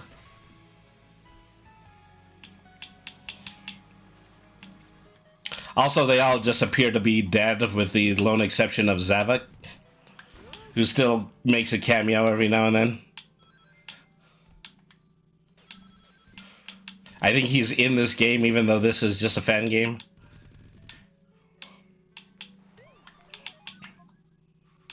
There you are. Looking good, buddy.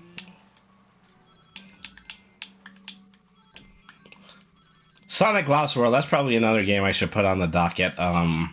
I've played it several times. I haven't even bothered to get through World 1 on it.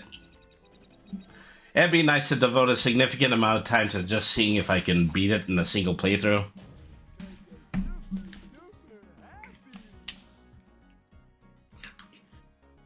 And I could actually make that the stream that I'm going to do in the afternoon, but I'm not going to do it. I've already promised myself I'm going to play Sonic Mania, and I like to stick to that promise. For the lone reason that I like to play Sonic Mania. An amazing looking fan game indeed. I mean, so I've been playing this a lot, and it's mostly by merit of the fact that I was able to load it into my Steam Deck.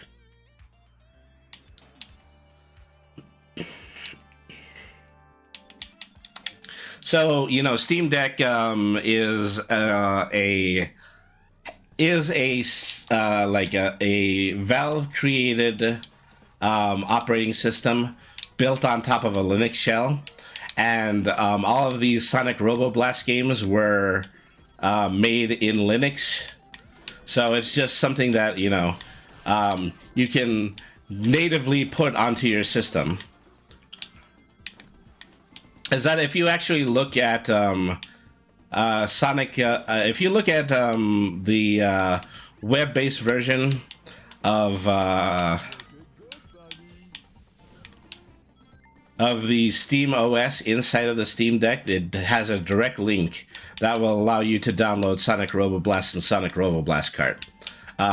I still had to get Ring Racers off of a download page, but it still works a treat. I customized my controls, and then I went ahead and I turned those into community controls on the Steam Deck.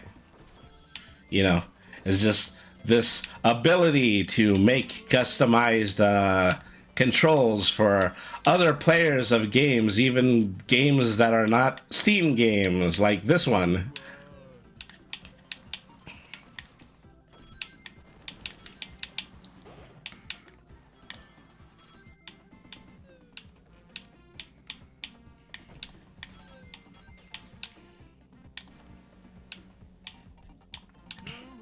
As I don't do that too much, I think the only games that I have are this and 3D Pinball Space Cadet, that old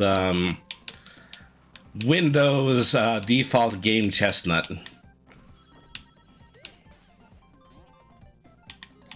And so I'm a little bit gaga about pinball, virtual pinball, and no surprise is that I also have a Zen Pinball account, and I'm currently using it to play Pinball Effects. It was Pinball Effects 2 for a while. It was also Zen Pinball 2 for a while, but I think now that they're kind of sticking to their guns and they're making Pinball Effects into just a singular online platform. Probably the best idea that they could possibly do about it. Over the years, they've had tons of licenses for pinball machines that they unfortunately don't have anymore. They don't have the ones that they made for American Dad, Family Guy, and Archer. I understand that very early on they had a Rocky and Bullwinkle pinball machine. I wish I had the opportunity to play that. Right now they're working on a Nickelodeon license, but currently they're only using it to create a Garfield pinball machine. If they put out SpongeBob Pinball, that would probably be one of their best sellers ever.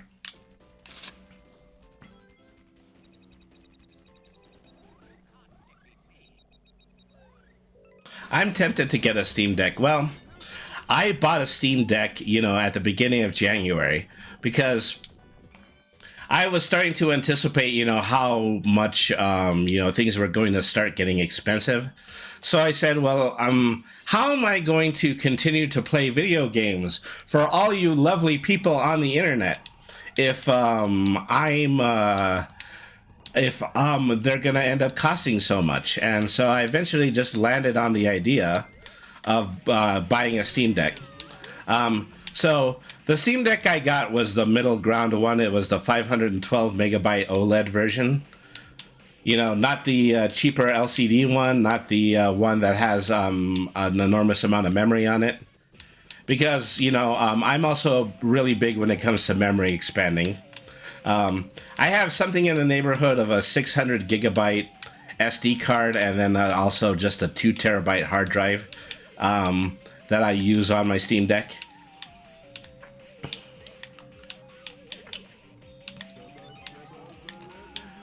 So where was I? Oh, yeah. Well, so Right now, my Steam Deck is mine as a result of a installment plan that I got through PayPal. So PayPal is really great because it just allows you to natively buy something using their credit card, and then afterwards negotiate a finance plan wherein after 6 months they don't charge you any interest. So it's really, really good for making very large purchases. At this point in my life, I don't use credit for anything, but I still, use PayPal financing in order to get some things.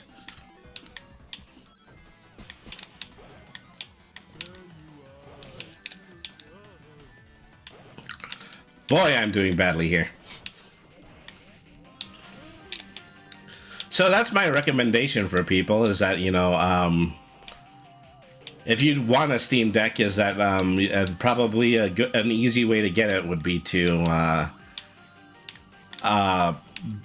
get it on your PayPal account and use your PayPal credit in order to get 6 months no interest.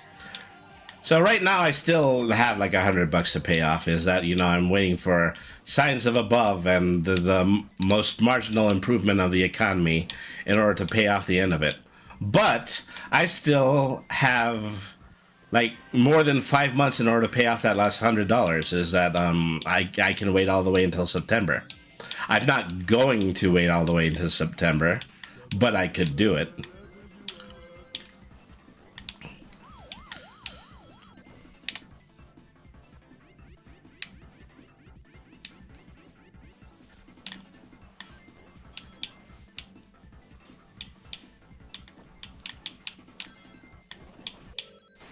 Drat. And that, folks, is how you barbecue a cat.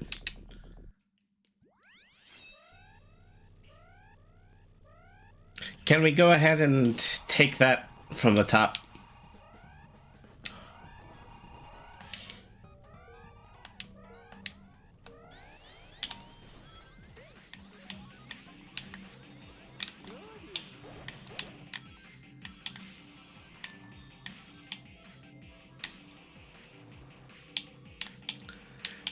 I honestly feel like my whole repertoire in this game is getting 8th and then immediately following up by getting 2nd. Because by that time I've had a sufficient amount of practice on the stage, and so I can play it better. When it comes to competitive games, this has always kind of been my repertoire. When I used to play like competitive fighting games in college, I always put myself in a situation where I would probably whiff my first match, but then I would go into the losers bracket and then win 2 or 3 games.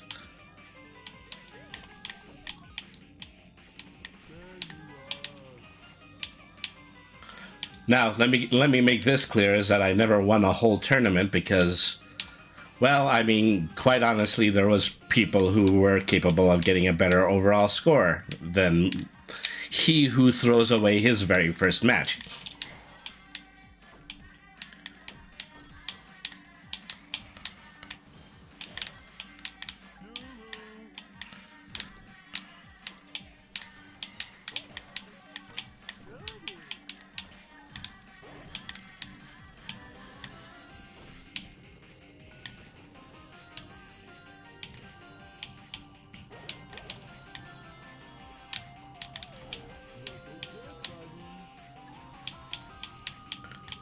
All right.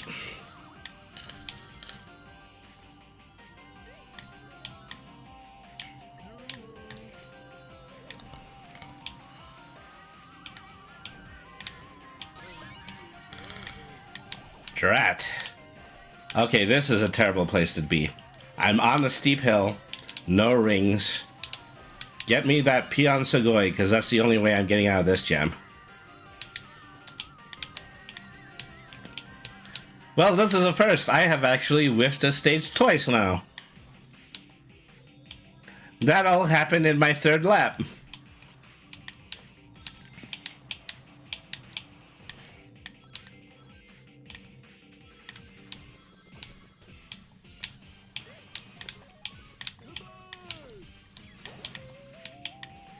It was also quite serendipitous when I first got my Steam Deck because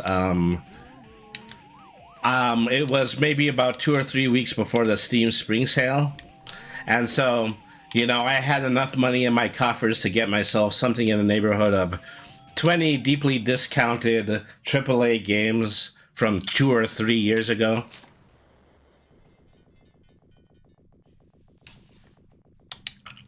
Really good titles like the Doom remake, the Wolfenstein remake, Red Dead Redemption.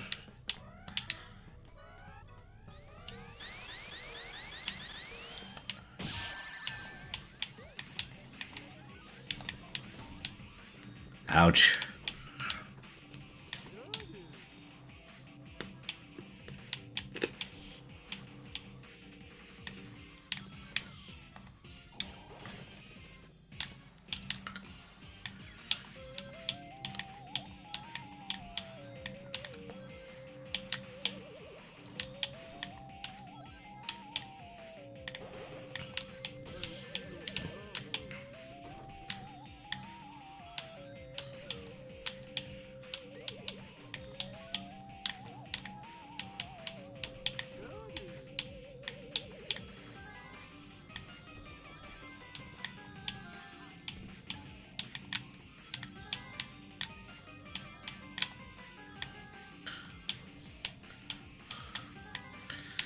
So as Big the Cat in the throng of Sonic the Hedgehog characters, everybody likes to say that they're all in a very close friendship with each other. Even characters like Sonic and Rouge the Bat.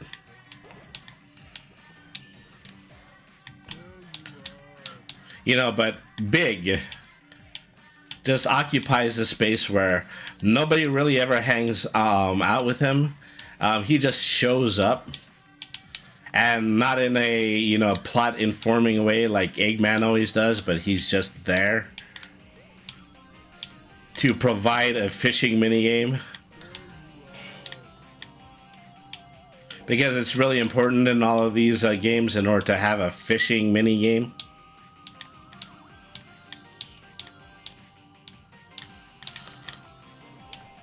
And so there's lots of character examples of that, is that, if you do like Rosencrantz and Guildenstern. This is the most literary example. It is named after just two incidental characters that are in Shakespeare's Hamlet. But then later versions of it would be like Wimpy from Popeye, Hamsar from Homestar Runner.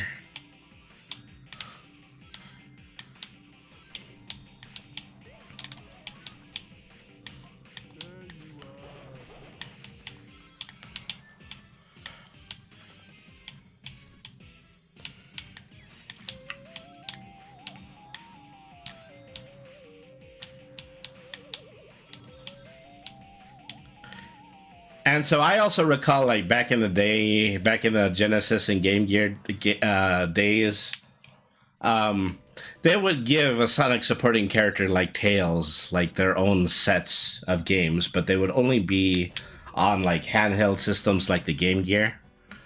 And somehow I think Big was a little bit born too late for that, is that I can already imagine that a Game Gear game called Big the Cat's Fishing Experience or something like that.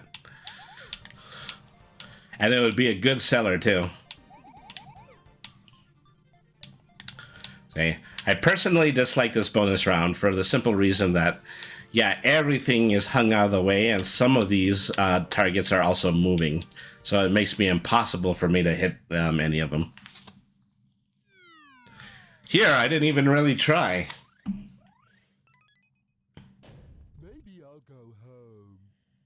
Maybe I'll go home.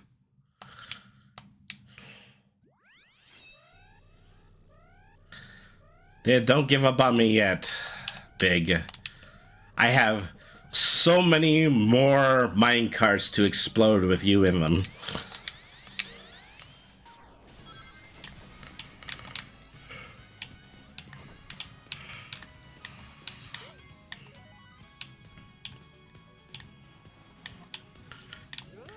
As I think when it comes to team up games and things like that, it's kind of shown that Amy is more likely to hang out with Big than anybody else.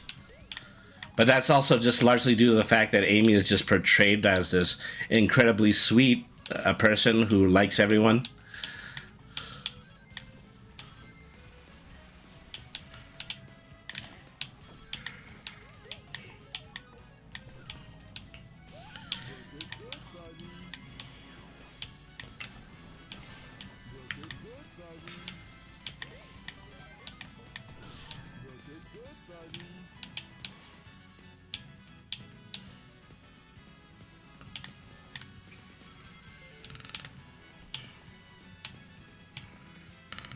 All right.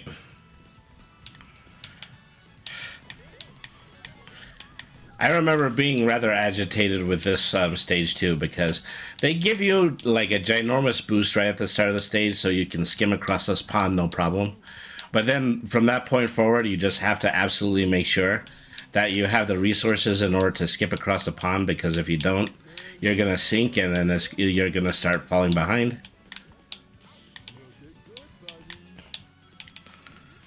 Case in point.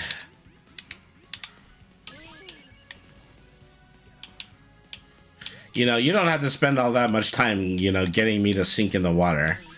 Because this is the Doom engine, and if I go out of bounds, then I'm going to have to reset anyway.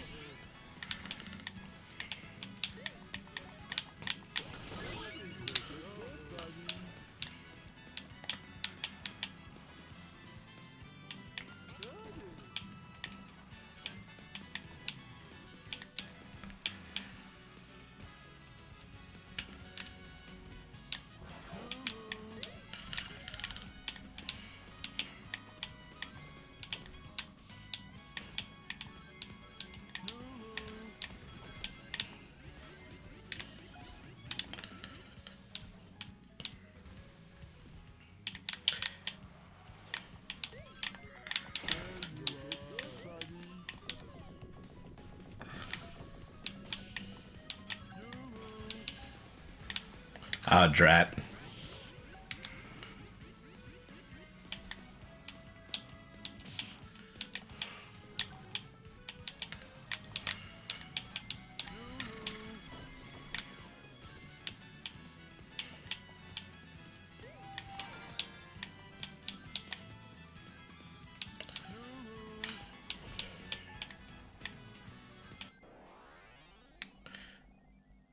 Okay, I don't know how I pulled off at first.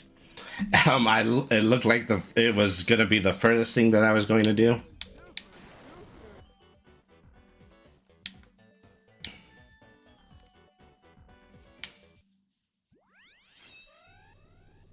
Okay, I thought I had already played in Mirage Saloon, but I think that was a canyon stage. This is Mirage Saloon.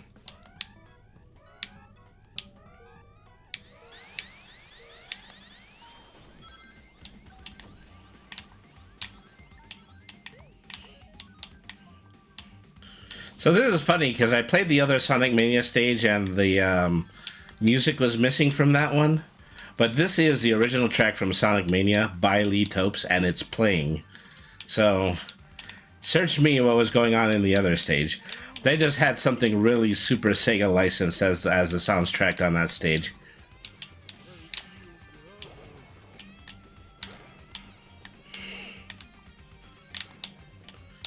I mean, just as I was saying earlier, is that Sonic Mania has got to be like the Sistine Chapel for Sonic fan game creators, because, like I said, it was the official fan release of a game that was originally from someone who was a Sonic fan game developer. It's really sad that, you know, they had a falling out around the same time that Sonic Origins was released, and we're more than likely never going to see another Sonic game from them. You know, also throw into that the fact that we've just seen Sonic Superstars, which was a game that was supposed to be the denouement of the creation of Sonic Origins. is that in that game is that you have playable Amy, and then Amy plays exactly the same way as they coded her for Sonic Origins. But, you know, from that point forward, it just wasn't meant to be. You know, I have the other game from the Sonic Mania developer, Penny's Big Breakaway. That wouldn't be too bad to stream sometime. It's one of those super kinetic platformers where you're able to do a lot of fancy parkour tricks. In the case of that game, it's because your character uses a yo-yo. It's a little bit sparse when it comes to enemy types, and also there's an enormous amount of just missions that you have to do on specific levels in order to get the best possible score. But other than that, it's a really enjoyable game to play, just because it's really fun to move around in it. You know, platformers are always great to play, and it's just based strictly on the fact that the programmers took the time in order to make the movement fun. And every popular platformer that you can think of is an example of this. It's fun to move around Mario. It's fun to move around Sonic. It's fun to move around Rayman. Is that just taking that concept and then just coming up with a creative way in order to tweak the controls. That's really the that's the secret behind creating a good platforming game.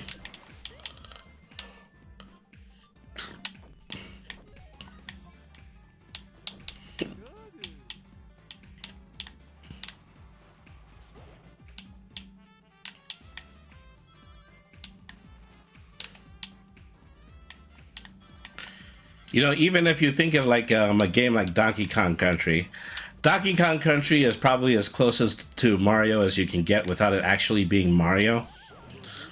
But, you know, they add a little bit more to it in terms of physics, like how the way the characters move around the stage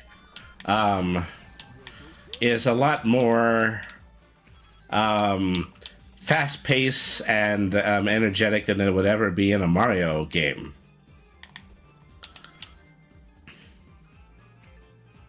You know, characters in Donkey Kong games, unlike in Mario games, they don't jump as high.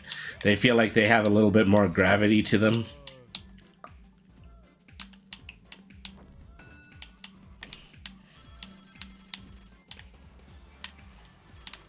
And then there's also just this very distinct difference between the way that Donkey Kong controls in the rare-made Donkey Kong countries, and also the way that he controls in the Retro Studios produced Donkey Kong countries.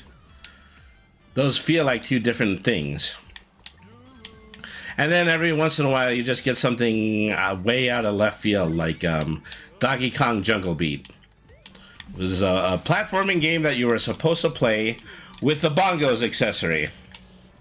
But they pretty much just got it going with a Wii controller as well. Whoa, I don't know what happened. I just flew off of the stage, and it was like, what the hell? But it's still to my advantage, because I'm still in first place, even though they're gaining on me.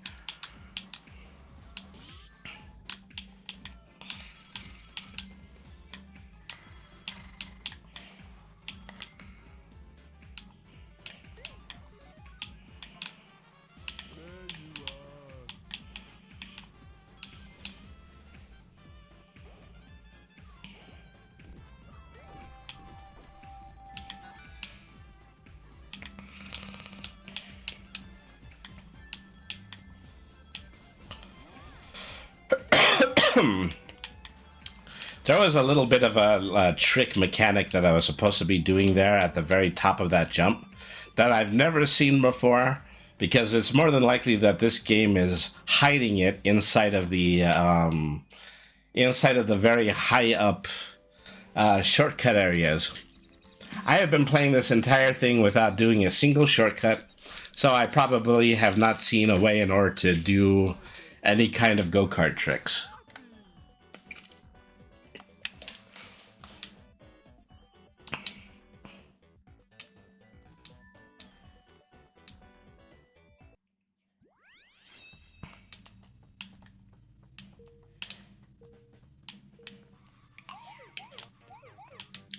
So this is probably one of the biggest bonus stages. Well, I mean, the ones that I know so far, because I still haven't played the whole second tier of cups in this game.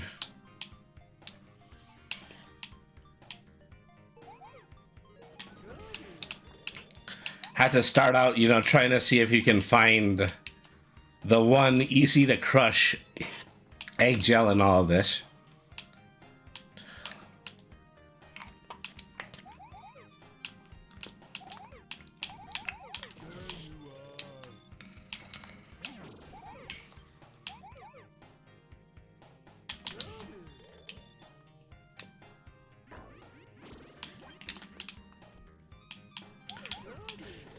It's awful nice of you to let me hit the ground entirely before tractor beaming me back on the stage.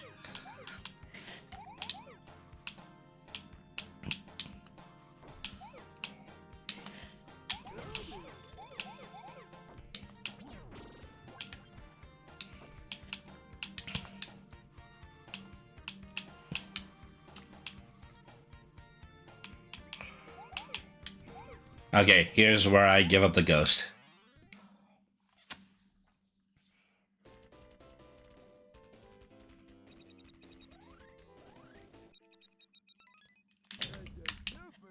See, just one egg prison short. That's a shame.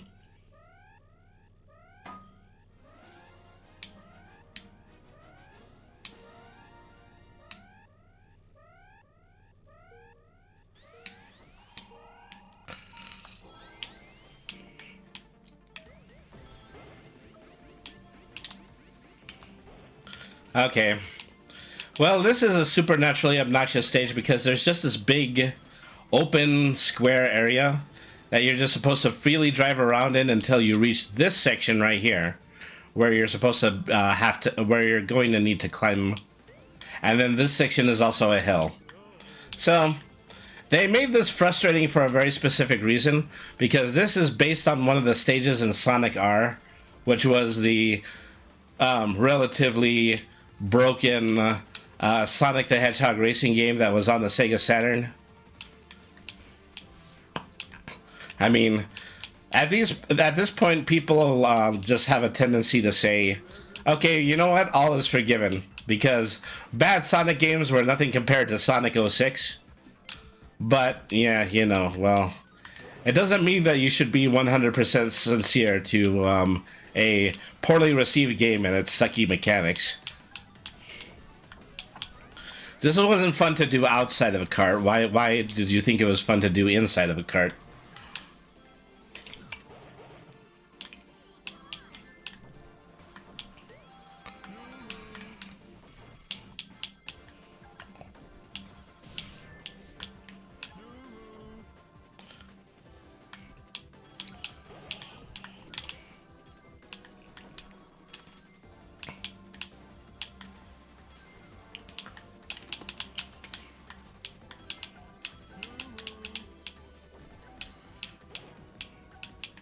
So Sonic R, one of two Sonic games that was not created by Sega, but instead was created by Traveler's Tales.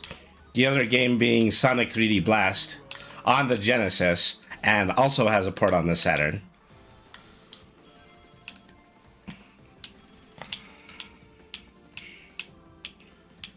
You know, the people who once and forever make games based on Lego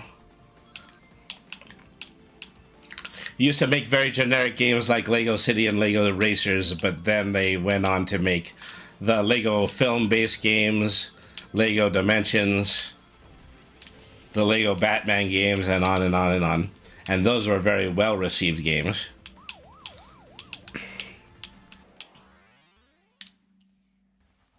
Act dead. Okay, so we're at the 11th hour at this point. I have 1 life left. So if I don't make it into at least 4th place, then I'm going to lose the whole cup. Bring it on.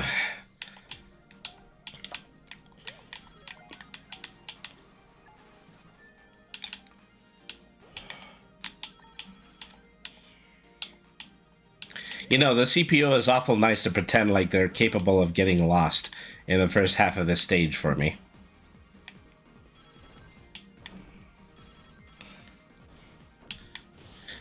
There's like 2 or 3 S-curves in just that one section alone.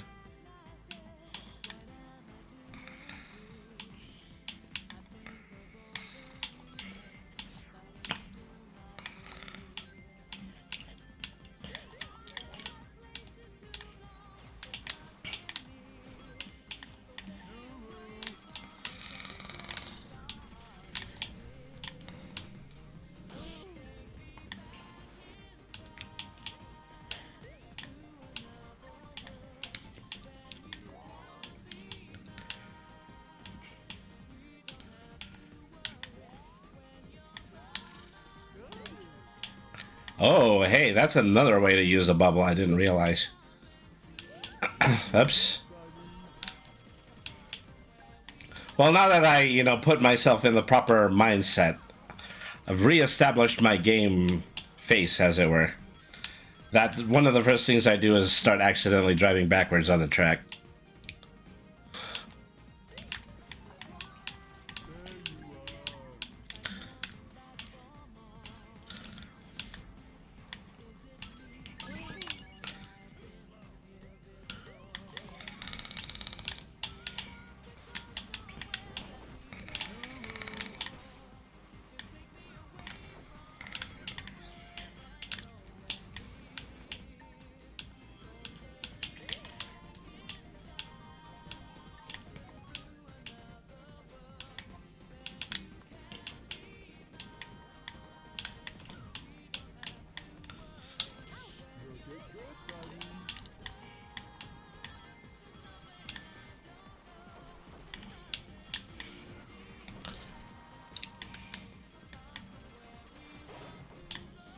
Alright.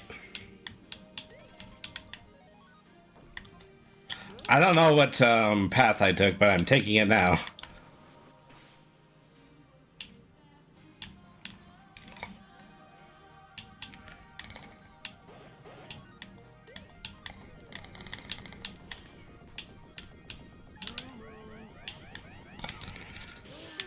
It would have been really great to have been able to tag someone there.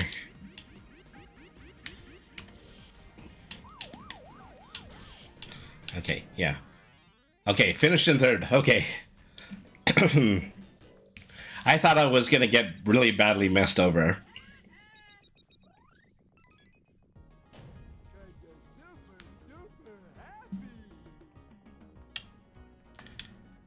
I'm super duper happy.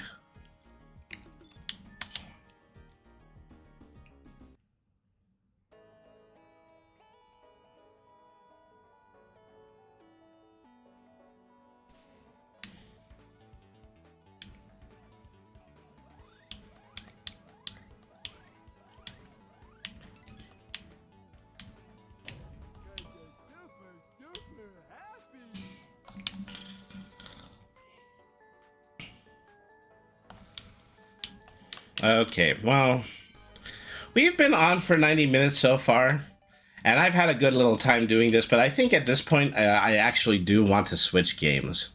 Hang on a second here. First, let me go ahead and let me check to see if I have this in my Steam library. So this is a game that I've played through an innumerable amount of times, so it's just as likely to... I'm just as likely to than not.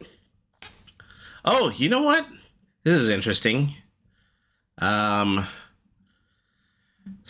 Skaters is getting an update. There's 4 new playable mascot skaters. So that's pretty cool. Let me see if I can boot this game up and let me see if I can get that going. is that I'm just curious to see at this point. And then afterwards, I'll probably conk out on this one for like maybe within 20 minutes, and there'll still be some time to play Sonic Mania afterwards.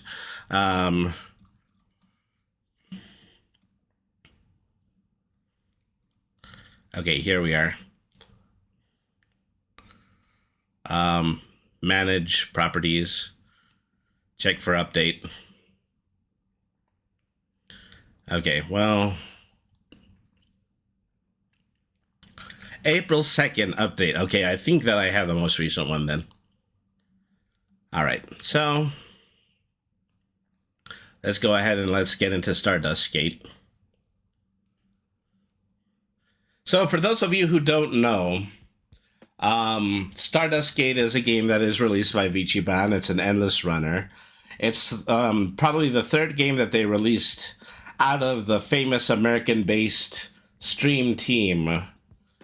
The other one being a rather intentional Five Nights at Freddy's knockoff called Meet Your Oshi.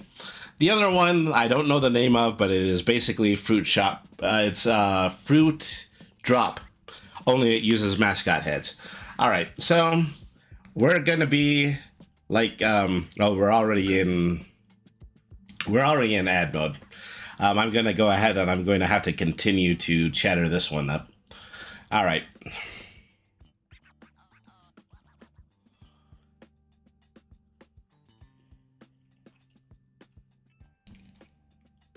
Two and one. Okay, now ads are gone. Hello, everybody. Welcome back to another episode of Brainy the RPG Cat. I was in the middle of playing Dr. Robotnik's Ring Racers, but I decided to make the decision 90 minutes in order to switch games. So now we're going to go into Stardust Gate. Stardust Gate, of course, very popular endless runner from the Vichiban Stream team. Lots of VTubers just kind of seem to be releasing video games lately. It might be something I'm going to have to try to take a whack at some point. So, I'll show you two mounts, please. Okay, here we are. So, okay, so from what I can see is that the mascot characters are available, but you have to unlock them. And you unlock them by basically doing a special,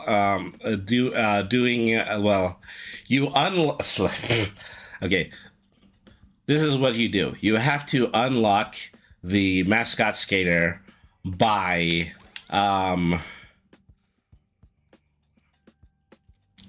doing this special move particularly well. So we're gonna go once again. We're gonna go in descending order. I'm gonna play with the characters that I think score the best, and then go all the way down to the bottom. And so the first character I'm gonna play is Rose Doodle. You're gonna do great. So, in order to get to this new goodie, I'm going to need to get 1,000 stars, but only the stars that I get from using Rose Doodle's special ability are going to count. So, I have to start out by getting stars the regular way so I can charge up the ability.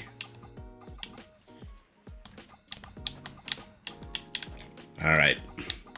Ouch.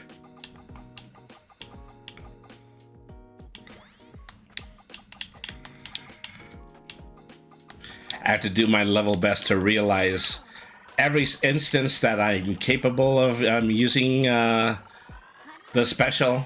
I need to use the special. Alright.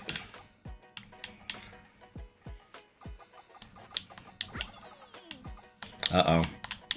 Boy. I almost got hit by that car.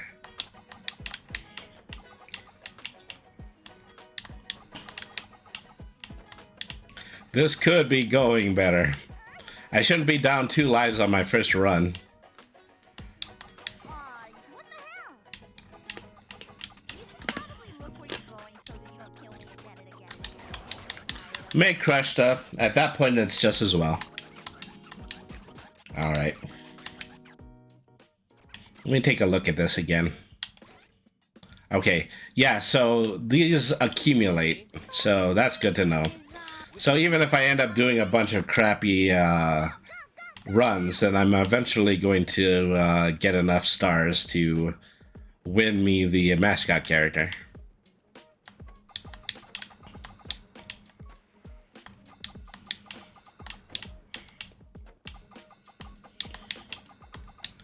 I'm gonna go through all this trouble, and then it's more than likely I'm gonna play the original designs anyway.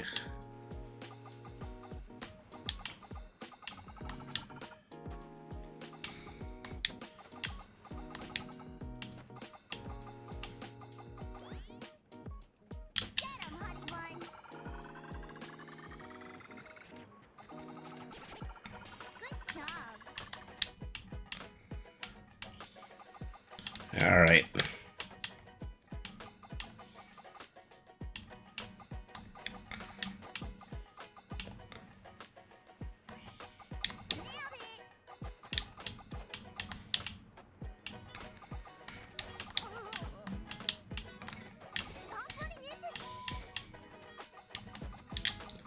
Okay, I'm beginning to realize what I'm doing wrong, and it's really the fact that I have just this weird tendency to cling to the Y button when I'm playing any game, and so that's in this game it is actually registering some of those as dive attacks, and that's cutting some of my jump short. So I need to stop doing that.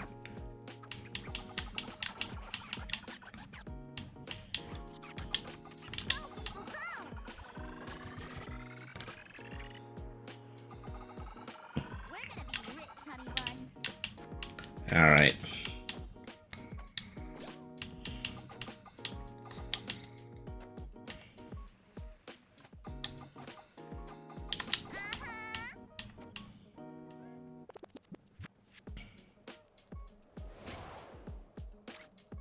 Well, that could have gone better.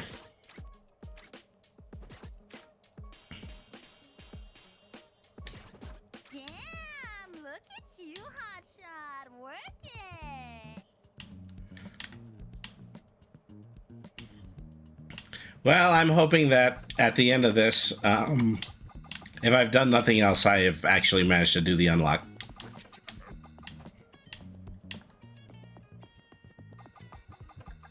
Yeah, baby.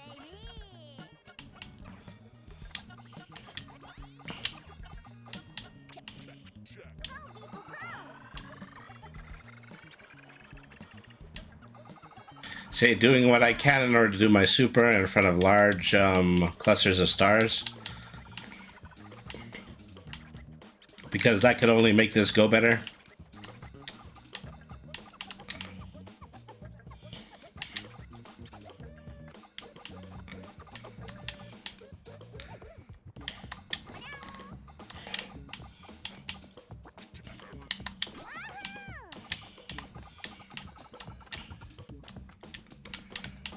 Oh, gee whiz.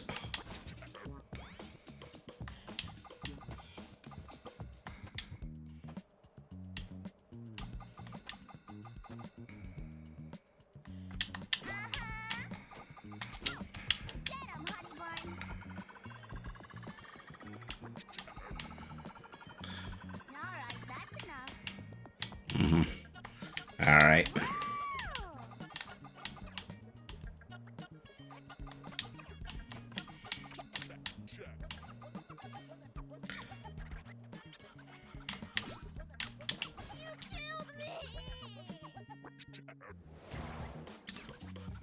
You're amazing until you fell. Okay, how are we doing here? 300 out of 1,000? Well, I'm certainly not going to do this all at once, but of course there's plenty of other opportunities for me to play. Ouch.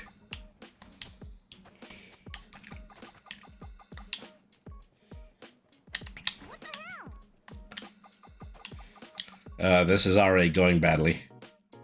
Okay, well, just like the last one, I'm just going to crash this one out.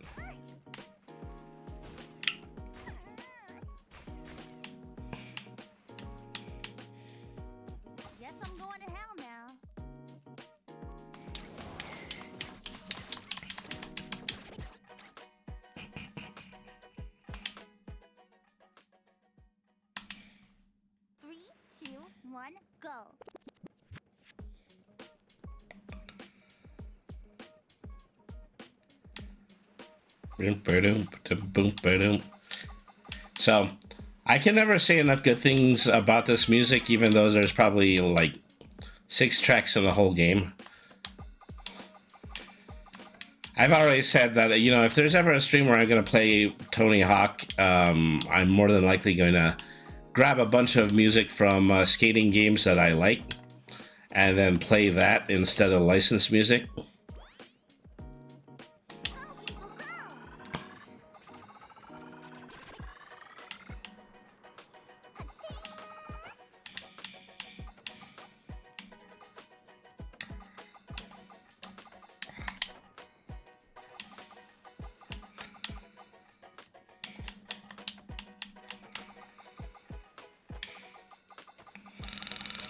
All right.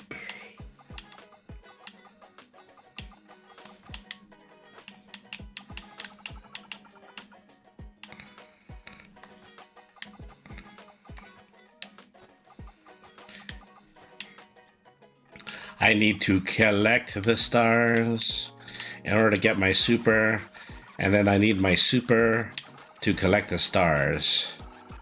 It's a vicious cycle. But you know, you commit yourself to playing an endless runner, you're gonna get this.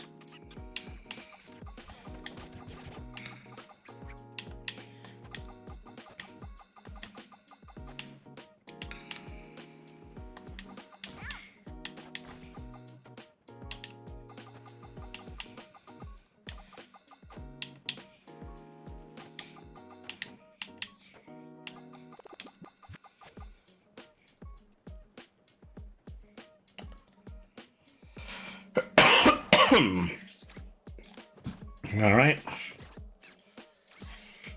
Not too messy, if I do say so myself. That was easy.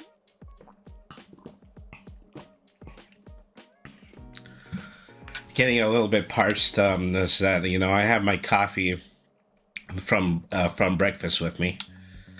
I probably got 2 extra cups because I made the mistake of overflowing the coffee machine this morning, so I just got coffee to spare.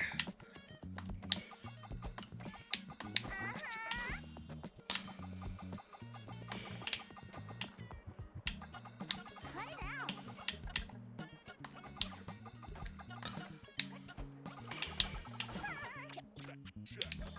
I'm doing it again. I'm holding on to the X button even though I shouldn't be.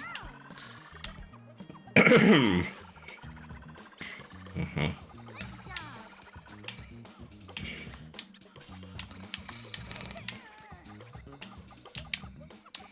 pay my hospital bill, right?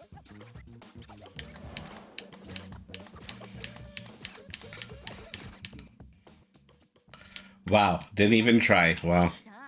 Like I said, I was fudging my own run, so maybe it's better that I didn't sooner than later. Okay, locking in.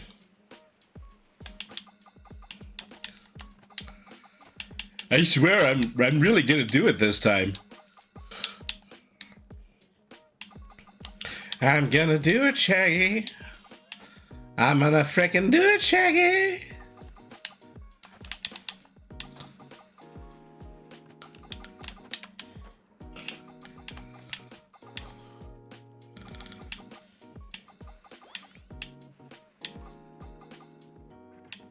Get 'em, honey bun.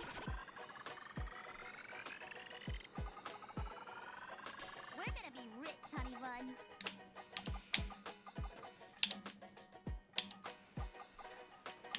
Ouch.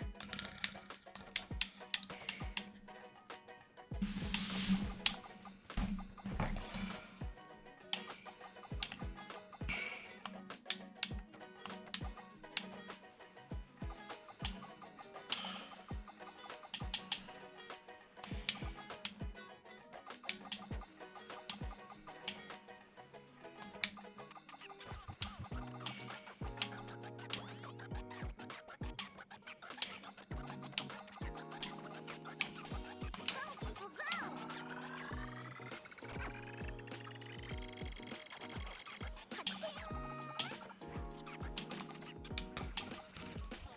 All right.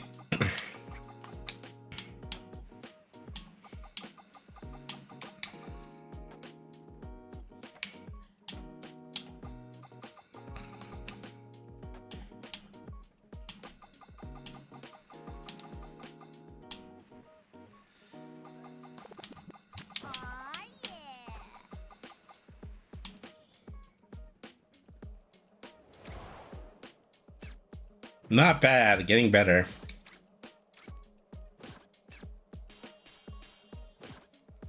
Going outside wasn't so bad, huh?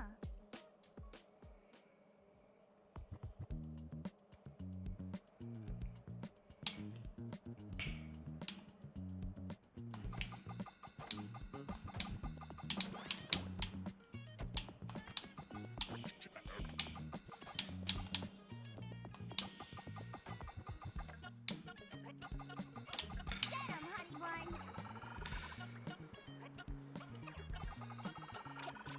Honey bunny acquired.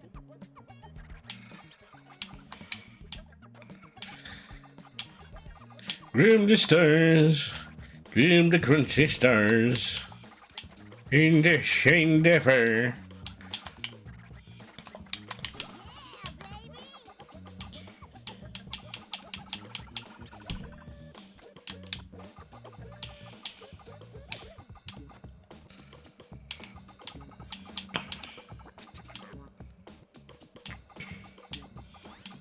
At this point, I'm not even gonna care about getting my prerequisite 1,500 points to play gacha.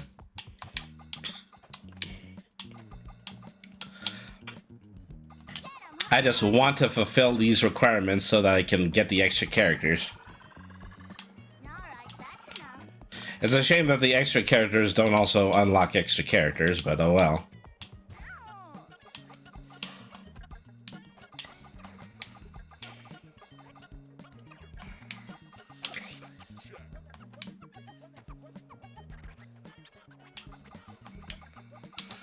Alright.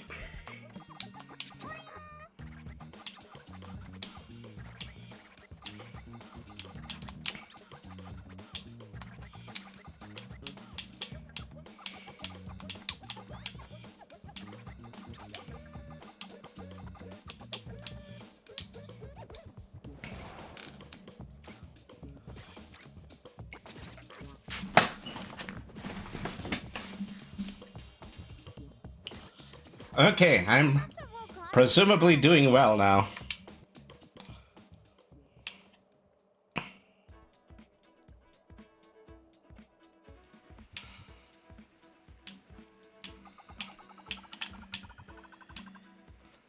Alright.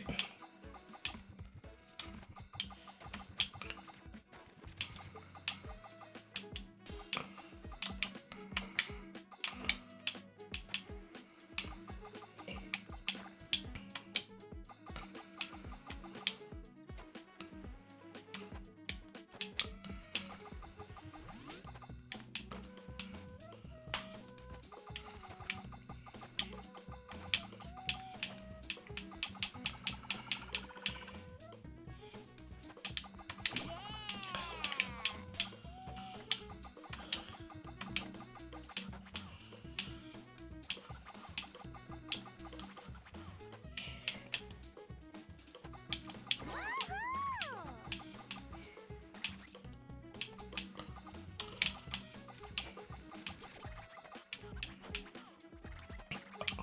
Up, down, up, down.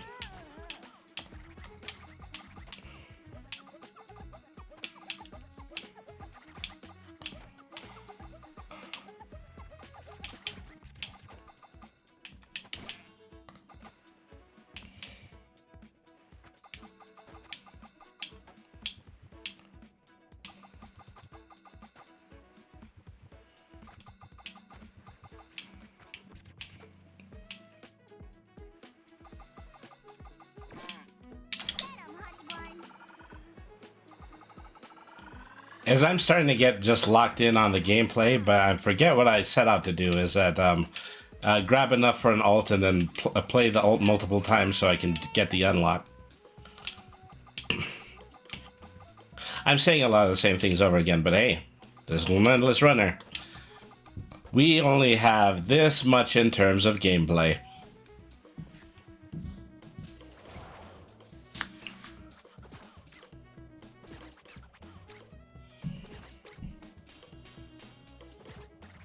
Wanna do another one?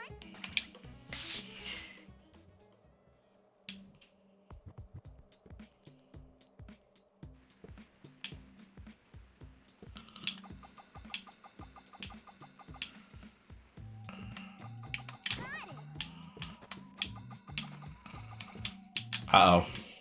Dang it.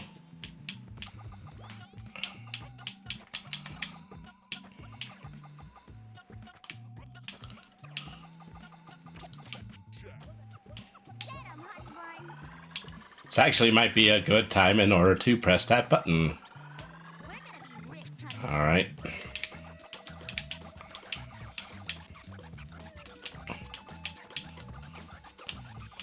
This is probably the farthest I've ever gone on a single life. You know, it's always strange, you know, sometimes when you're playing an endless runner is that as soon as you turn your mind off, as soon as you start occupying your mind with something else, you actually start doing better at it.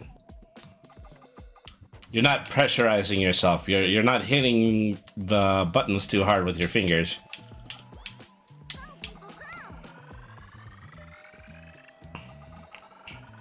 go. Okay, up to 3,000 points. I'm pretty sure at least 1,000 of those are due to using my ult. Doesn't mean I want the run to end, though. I'm starting to get into personal best territory here. Meow. Ah.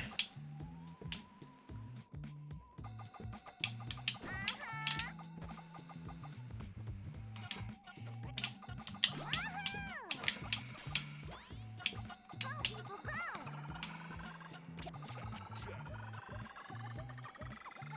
Honey money acquired.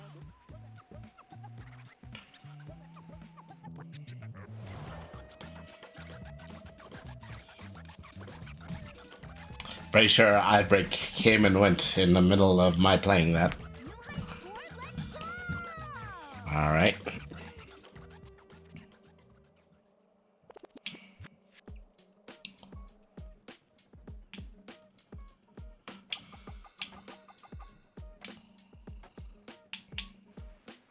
Why'd you let me die? Okay, well, so much for that.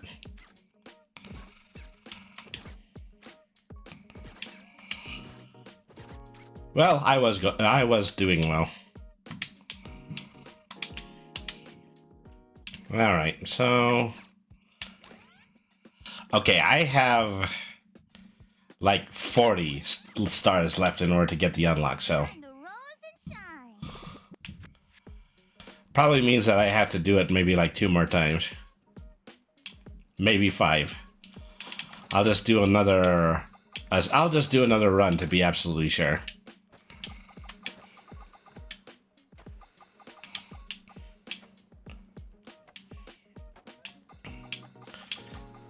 So, you know, since we're making a big to-do about mascot characters, I need to start thinking about who do I want to be my mascot character.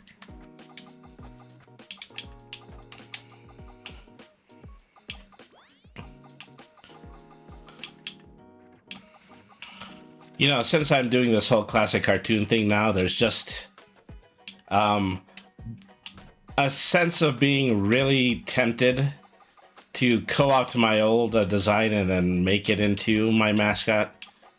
Maybe call it something like Mini Mew.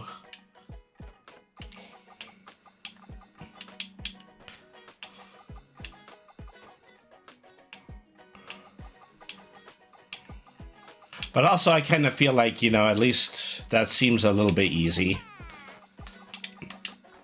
I mean, classic cartoon-wise, I'd probably be doing like the Hanna-Barbera thing, is that there's I'd be the Yogi Bear, and then my mascot would be the Boo Boo, but...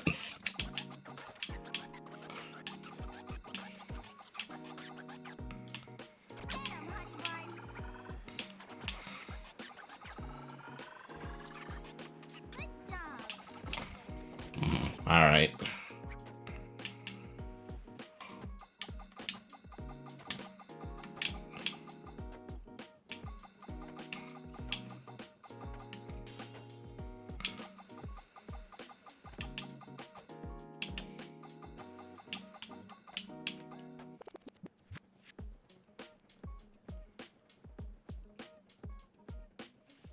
Alright, well, that was one run with one ult, as I'm probably going to need a little bit more than that.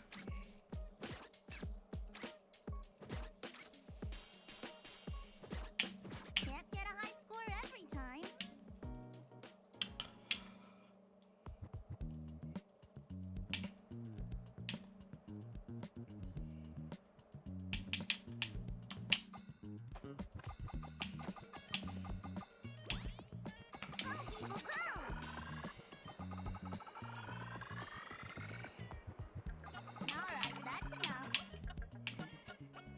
something I tend to try to avoid like the plague.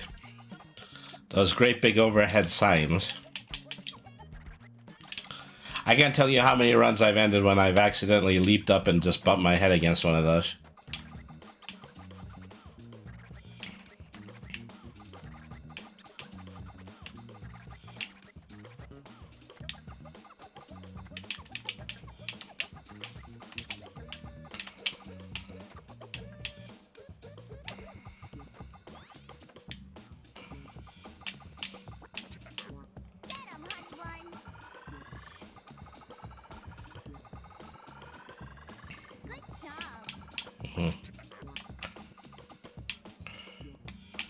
Alright.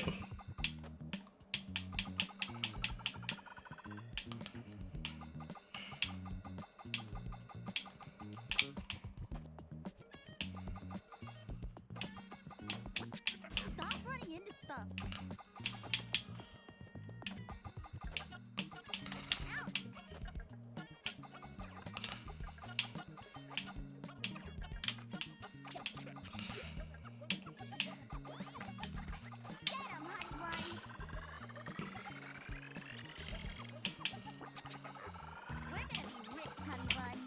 All right.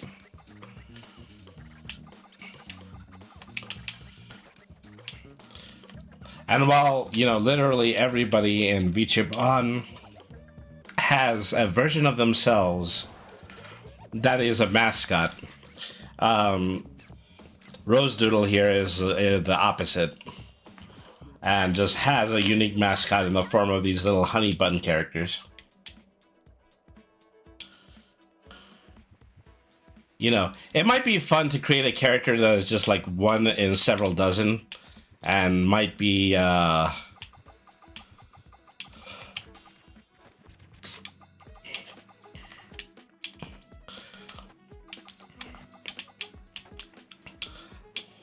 you know, something along the lines of, you know, it would be really easy, like, to have a bunch of minions and then have all of them be mice, but I still feel like that's, once again, a little too easy. I gotta think about a little bit more about who I am as a character. One is that I never stopped talking about sushi and I never stopped talking about fish sticks, so if nothing else, you know, that is probably something that is akin to having a mascot.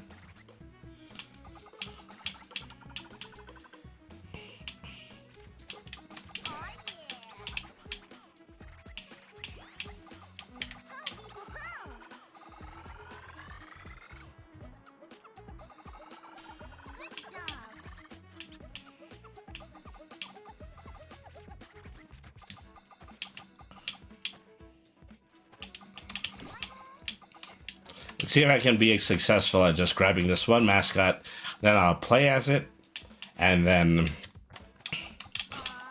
we can go ahead and go on to Sonic Mania. Where are we at? We're at 11 at this point. So I'll have a little less than the hour to start, and then I'm going to go ahead, I'll take my break, and then I will pick up from my save file. No. Oh, Sprout Cat. Okay, well, this wasn't what I was expecting, but it's perfectly fine. There is just like a cat equivalent to Rose Doodle. All right.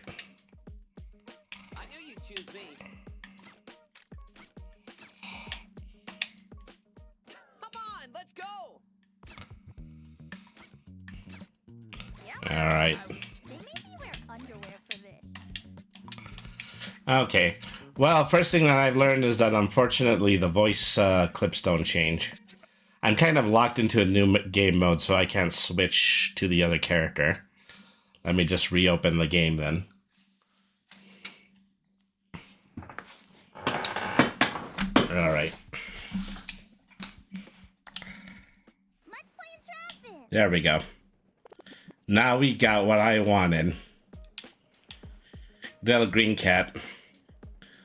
So, they obviously have the same voices, and also it's just obvious that they're going to have the same moves too. So it's probably better to think of these as skins instead of new characters. I've got to wonder if there's a change in hitbox.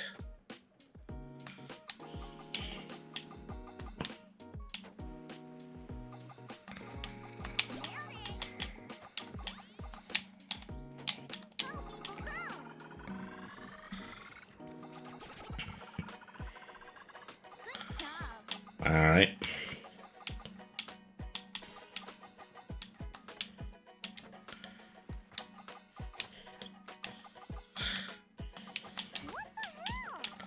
So I can imagine that, you know, after they do another like free update of this, there's going to be alternate costumes for the same model. As of course the mascot ones, they have to come out first because they're probably the most specific changes in character design that they're going to do.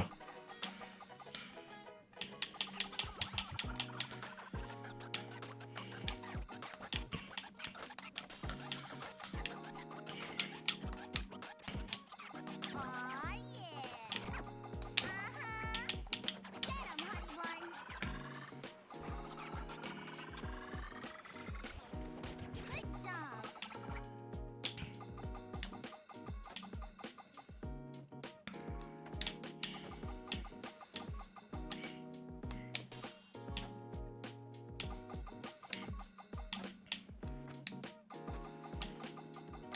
All right.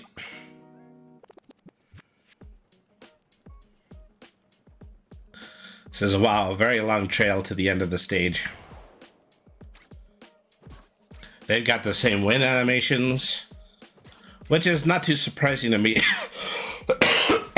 Sorry about that. That score? And, Double it next time. that's not too surprising to me because I've already seen like some characters do the same ending screen, so there's probably just only about 3 or 4 of those that they're cycling through. All right.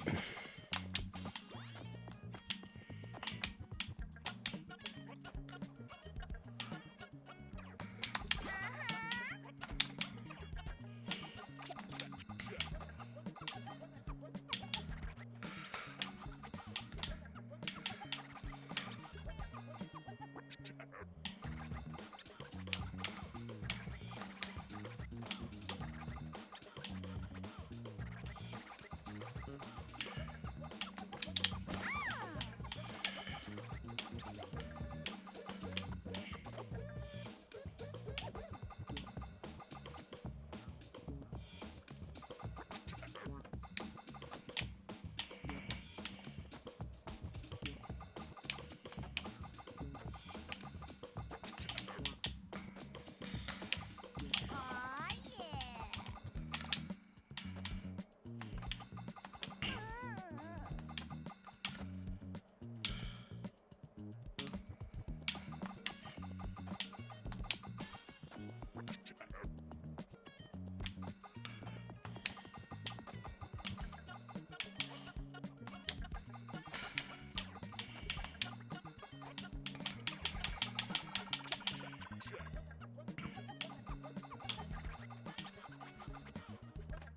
Go, people, go!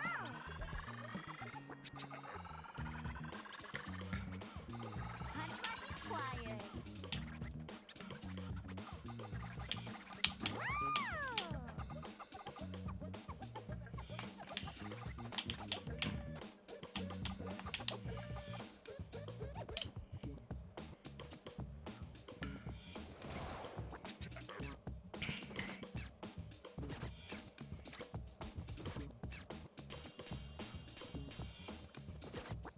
Damn, that score's looking kind of sexy.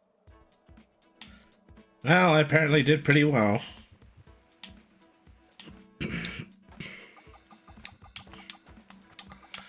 Ouch. Yeah, here just running into a sheep on a tractor.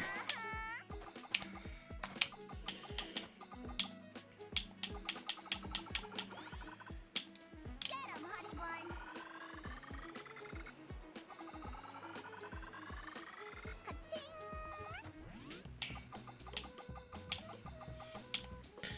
All right.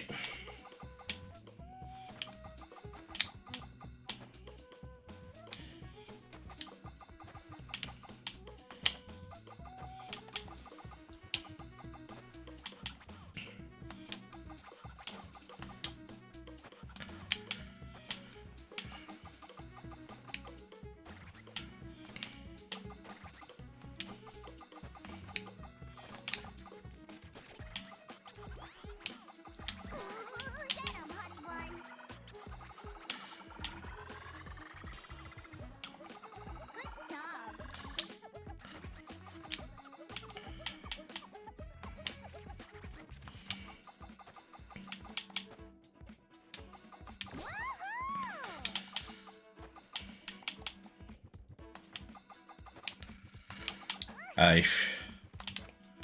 Oh. Why'd you let me die? All right. So yeah, 10 minutes in, managed to unlock a mascot. So I've gotten it into my head that I can probably do this as the middle section of any of the streams that I'm going to be doing in the future. Is that stop in the middle, play enough of Stardust Gate in order to unlock the other mascot character. So look forward to that in future episodes. So we're coming close to another break, so I'm going to actually take a legitimate break here. I'm going to go to the restroom, and then when we get back, we're going to start playing Mania mode in Sonic Mania. So thank you, everybody, once again for staying tuned in. This has been Brainy the RPG Cat. Thank you very much for watching.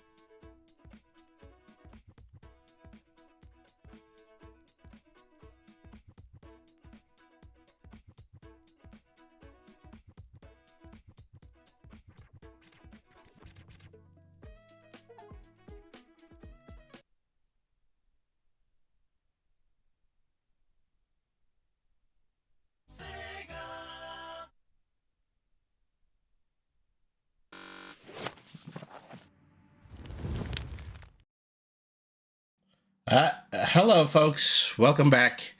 Well, as I promised, we're gonna start doing Sonic Mania now. I forget that when I had originally played this game, I just really had the screen settings really low. So I'm just gonna go ahead and I'm going to fix that. Let's see. Why apply? Is that the only way I can do this? Okay, well. Window border. Okay, well, I'm just gonna have to shoot it into big screen. Alright. Alright, that's good. So, Sonic Mania. Of course, you know, we ran into Sonic Mania themed tracks every time that we played Dr. Robotnik's Ring Racers. So, of course, it reminds me of this game, and of course, when I'm reminded of a game, I actually want to play it. So, whoopsie doodle. I also need to change this on the category. All right. So, what we're gonna be doing. Wow, did that just make me lose my window? Okay. So, we're gonna start doing a run on this. We're gonna be playing Mania Mode, which was a special mode that they had brought into the game after its first DLC download. The goal of Mania Mode is that in this version of the game that you don't have any lives. Instead of using lives, you just basically use the 6 playable characters and you tag team them all together. As we play, we're going to see this, but this is basically a very special Sonic the Hedgehog game mode. So, I always like to start these runs as Sonic, is that eventually I'll get an opportunity in order to play another character. Oh, you know what? Hang on. This is regular mode. What I shouldn't have been choosing Mania mode. I should have been choosing Encore mode. Alright. Let's see. There we go. And so, pick out a new game screen for this. Get a new game save for this.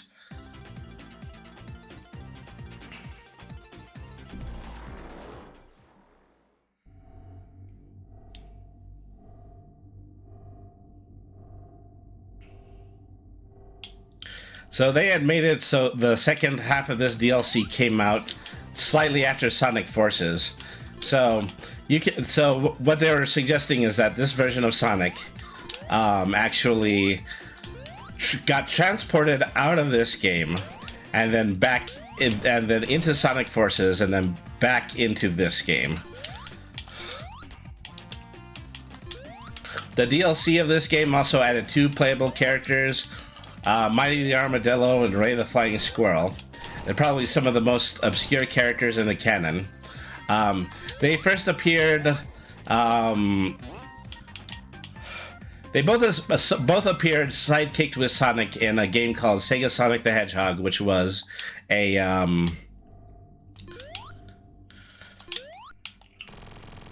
which was an arcade game that only came out in Japan.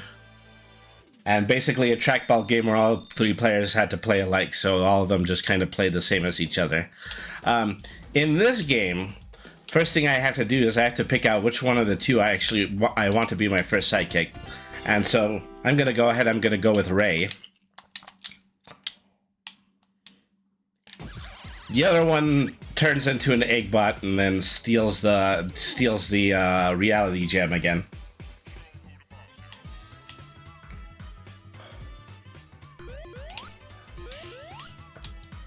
So, you do have the ability to switch characters, and then just to give you a little bit of primer of what special abilities they have, Ray does glide, but he doesn't glide straight like Knuckles. He actually does hydroplane on the air like an actual flying squirrel would.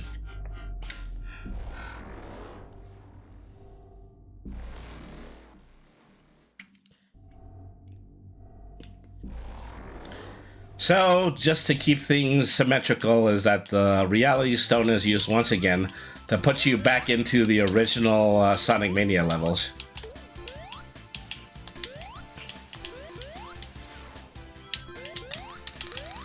Alright. Would have been an area here I could smash by playing Mighty, but I didn't play Mighty.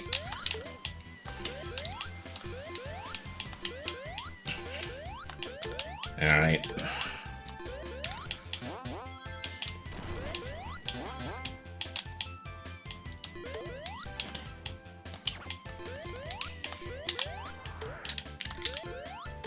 So here we get a bonus character. We're gonna have Knuckles. You can only have two characters out at the same time. When one of them passes away, they will get replaced.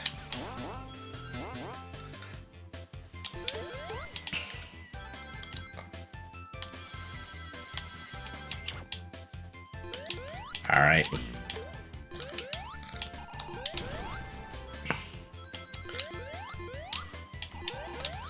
So the other interesting thing is that Mighty was in two original Sonic games. After being in the arcade game that I mentioned, he actually appeared in Knuckles Chaotix for the Sega 3DX. One of the lesser-known mainline Sonic games.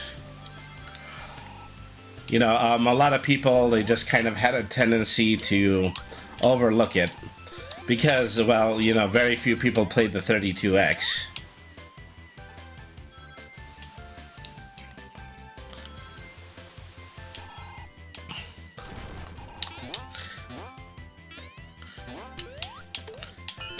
So the only collection that was ever on was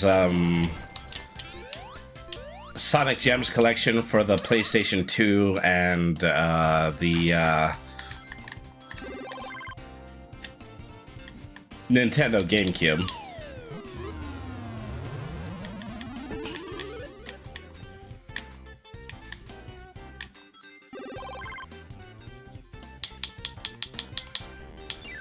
So speaking of that game, is that the crane game that you see right before you is something that was a feature of Knuckles Chaotix.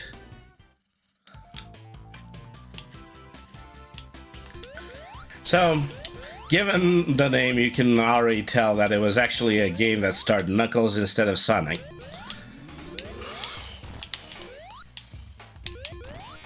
In that game, Mighty effectively, essentially just stands in for Sonic. He's the character who plays the most like Sonic.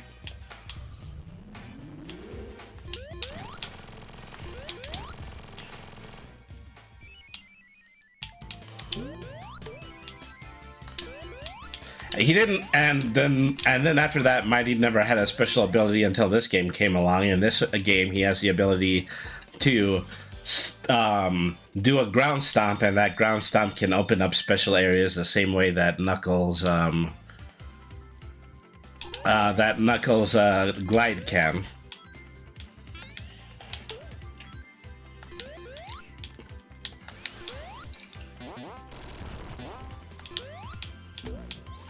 So you're gonna see a lot of instances where, you know, Sonic uses Pion Segoy and breaks through a ceiling. Those are sections that, you know, Mighty can do manually.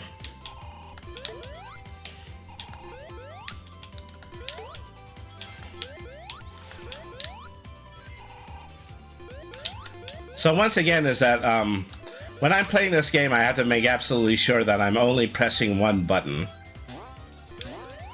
Because every button makes Sonic jump, and then Sonic also has the ability to jump dash in this game. Jump dashing is a relatively new mechanic in 3D Sonic that just allows you to go into a dash right after you land your jump. So supposedly, it's a move that's really great among speedrunners, but ordinary people don't really have much of a call for it.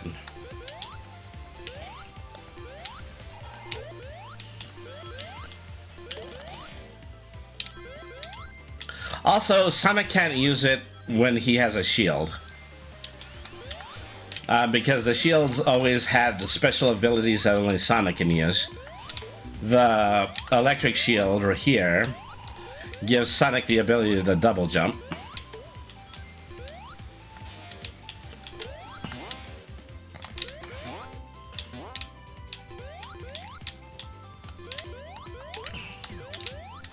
Okay, so I just hit a question block. The question monitors basically just swap the character that you're playing with one of the characters that are in your reserve. So I just swapped Sonic for Knuckles. So things are gonna get like really funny when it comes to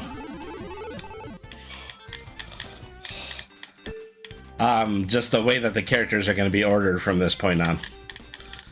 So, wow, what an awful way to lose a pinball game.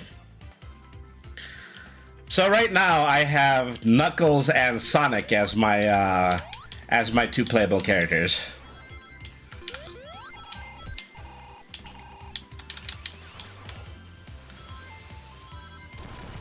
Never mind Sonic and Knuckles, now it's Knuckles and Sonic.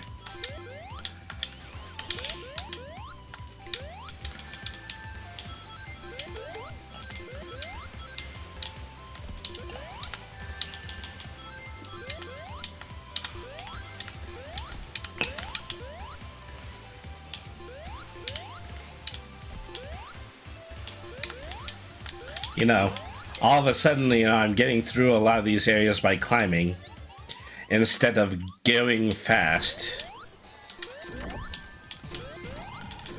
You know, this is the first major curveball of this game.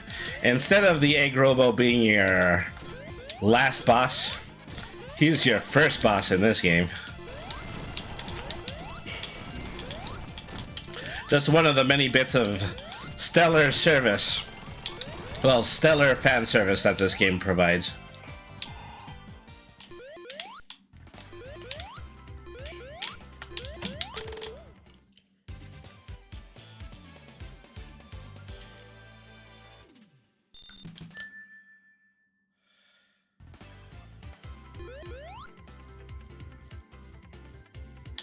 All right.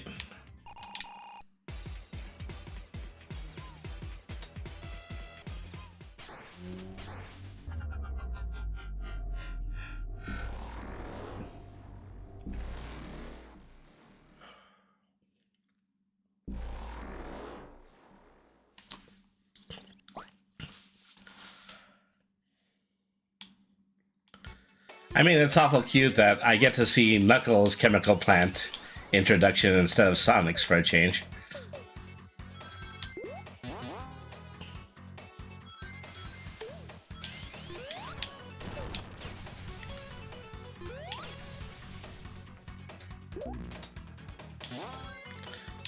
Say, you can correct me if I'm wrong, but I believe that, you know, the background colors in a level are different in Encore mode, even though the levels themselves are the same.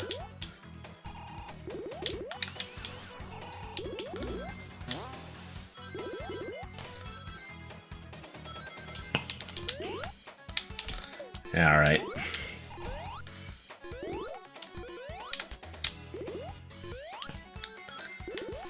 Well, that was easy. Instead of intentionally jumping off the cliff like I would with Sonic, I just tap the side of the ramp as Knuckles and then climb up the side of it. Bottoms of pits are no place for a mighty warrior.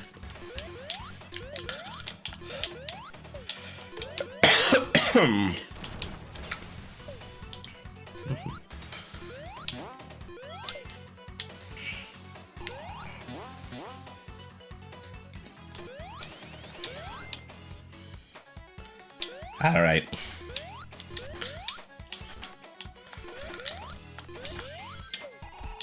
Nice to just be able to glide over those very narrow platforms.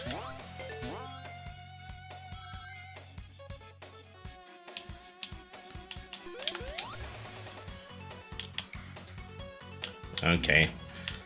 This is fun to do, but unfortunately I do have to actually take care to not to get crushed by the turning platforms here.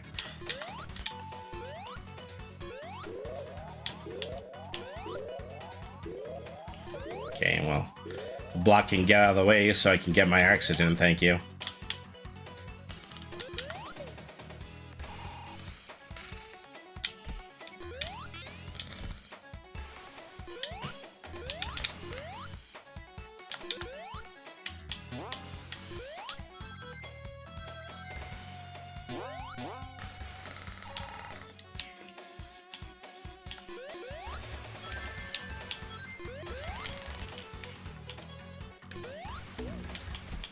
Oh, drat.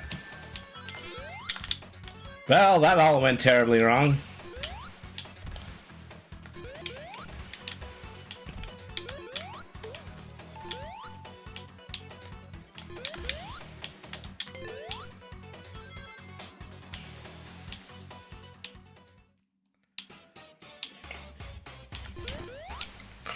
Okay, first boss of chemical plant.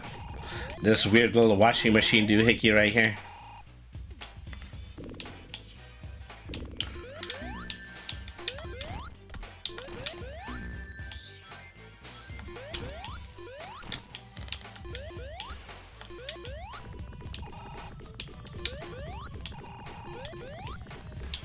So this is another thing I like about Eggman is that, you know, he's not... There are a lot of robot making mad scientists in video games, but what's distinct about Eggman is that he doesn't really try to personify all of his robots the same way that Dr. Wily does. He just makes machines. He makes machines, and the machines are deadly, and the machines are trying to kill Sonic. That's another Eggman trademark there. I mean, he is a little bit obsessed with making all of his machines sphere-shaped, but, you know, he is Eggman after all.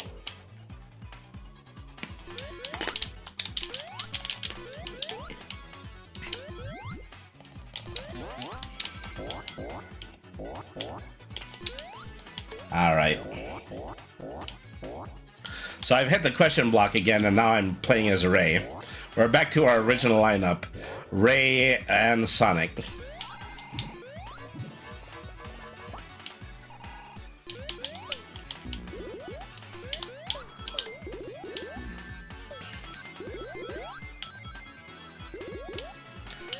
And, you know, I do have the ability to swap these characters if I wanted to, but... There's also just a lot of fun to be had with, you know, allowing the chips fall where they may, and then have any playable character at the forefront. Okay, I've switched again, and now I'm Mighty. You know, Mighty, a character, as I've said, is a lot like Sonic. The big distinction in this game is that he can do that floor stomp right there.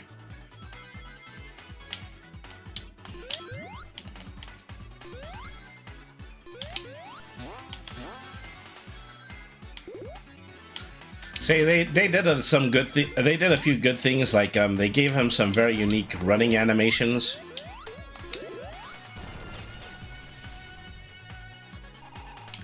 Otherwise, he may as well have just ended up running exactly the same way as Sonic does.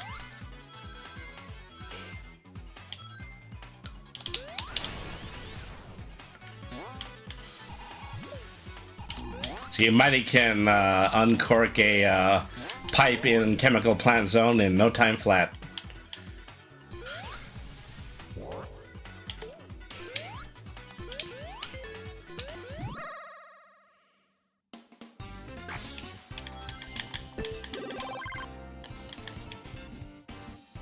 Let's see if we can grab another bonus character. It looks like Tails is in the machine right now.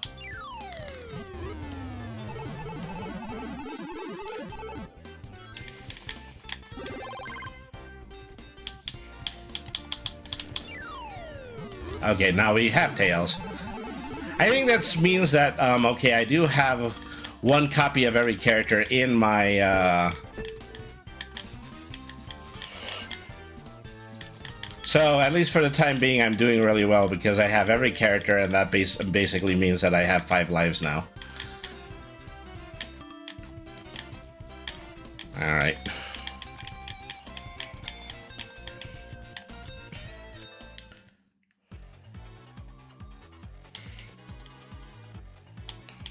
So, I'm gonna go back to playing Knuckles for a minute. Like I say, it's probably easier to climb walls in this stage. Oh, not to mention break through horizontal barriers.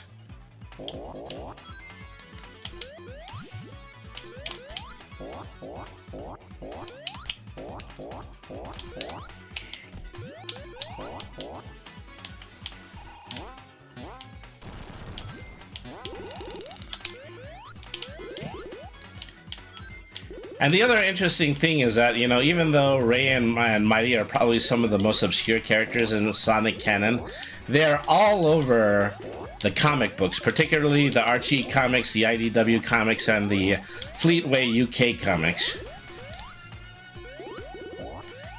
Any port in a storm, any Sonic supporting character as well.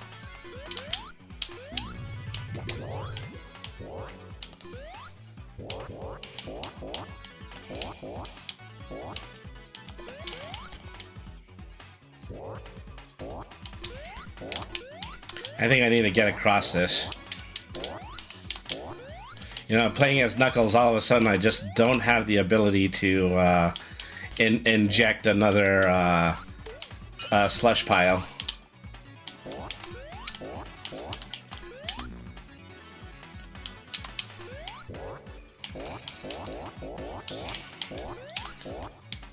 Okay, how am I supposed to get somewhere here?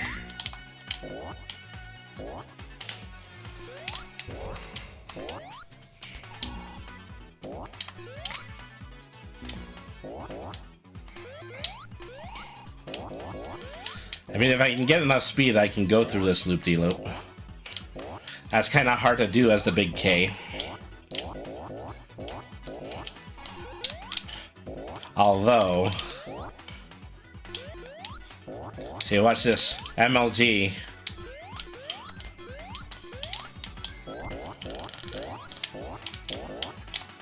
I don't even know if that's what I'm supposed to be doing. But I'm doing it. Ever the game breaker, Knuckles.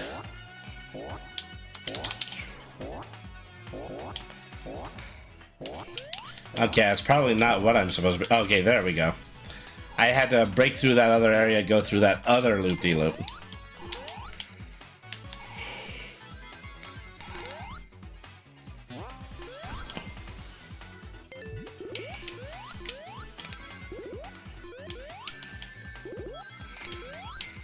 Okay, swapping again. This time I've got Sonic and Mighty.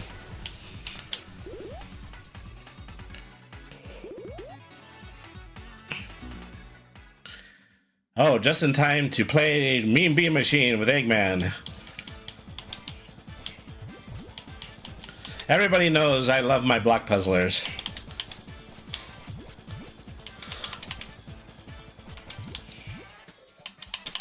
You know, I don't have time in order to whip up an incredibly devastating combo, but it still is fun to think about. And one of the bonus features in this game is that you can just play some Mean Bean Machine in the extras, but that requires you to you have to unlock that by collecting medals in the main portion of the game. You know, in the meantime, you know, Eggman is here in super easy mode. So even the fact that I'm just doing 4 combos now is pretty devastating. Ooh, that was a big one. I might suddenly stand very corrected. That was pretty awful right there.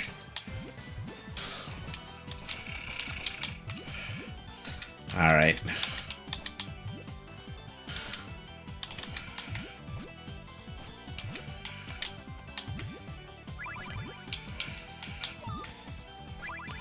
See if I can break the skin of this and still have an opportunity in order to do some multi-attacks. Alright.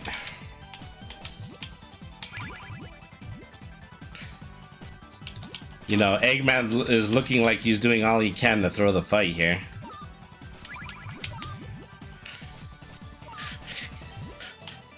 He didn't count on me dilly-dallying so much so that I can actually play this game the way it was intended.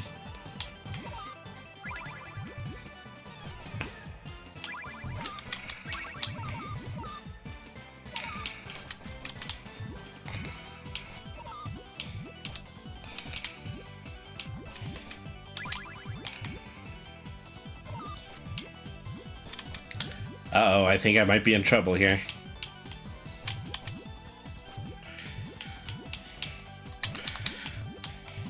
I'm the only one who possibly could have fudged this, and I fudged it.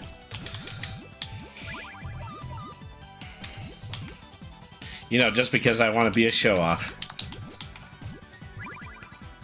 Alright. Okay, there he goes. Finally ran out of gas.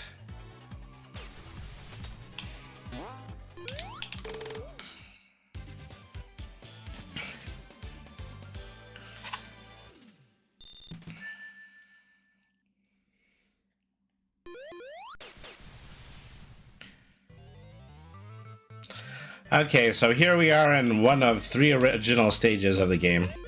Studiopolis. This is what we get instead of a Casino Night style level. Well, you know, which is really great because playing one pinball themed game every Sonic installment is a cool thing, but you know, it's also great to, you know, see something that is totally original and out of the box.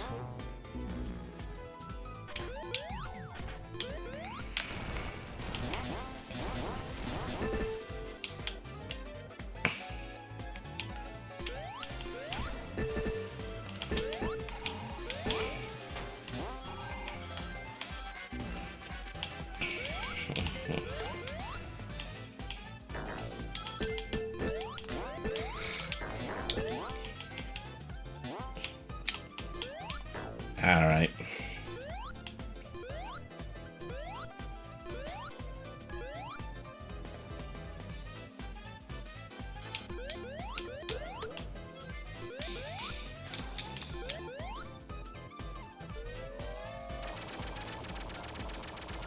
Once again, another reference to the Sonic the Hedgehog popcorn maker.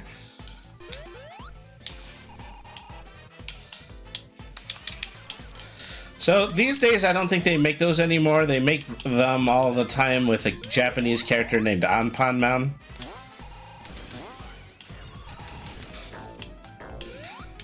I don't know how you may feel about that, but I would personally prefer my popcorn to be made by a hedgehog.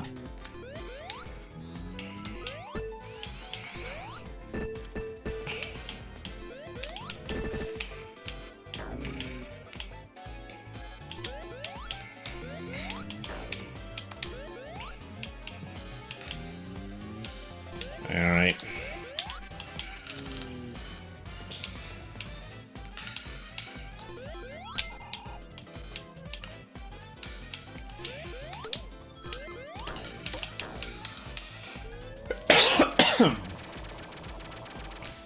All right.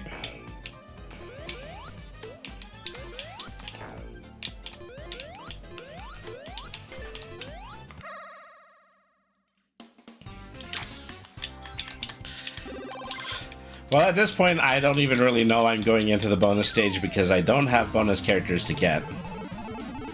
I mean, getting the bonus rings, etc. is actually a pretty good thing to do, though.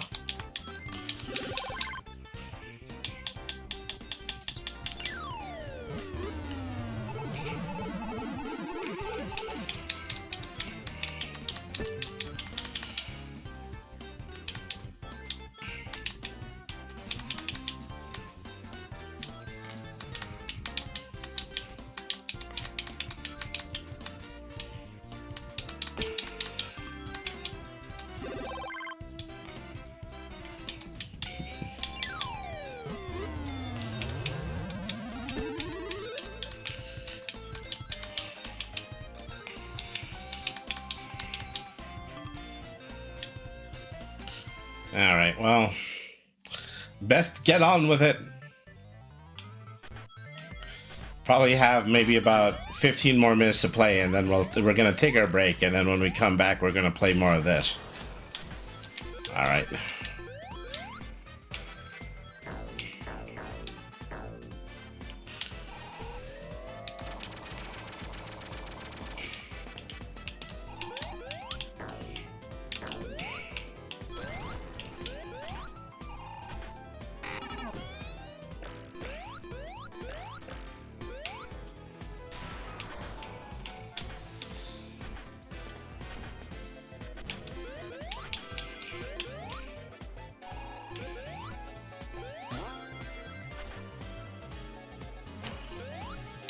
Alright.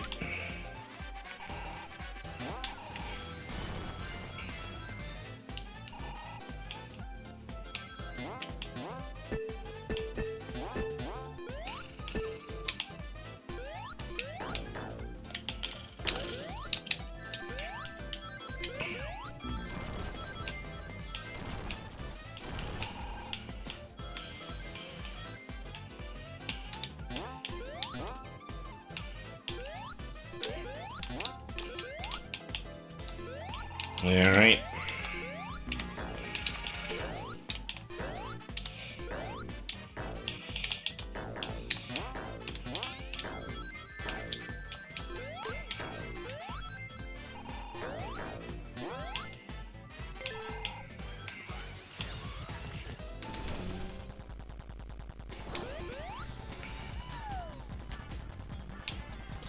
So this is a pretty cool boss.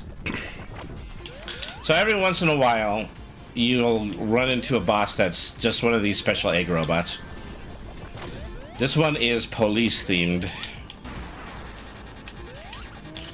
Okay, well, unfortunately Sonic took a fatal hit. Now I just have all the sidekicks. Mighty is here to just immediately take Sonic's place. You know, Mighty's stomp attack is actually pretty good in this run, because what you have to do is that you have to hit those blue missiles in order to throw them back at the Eggbot.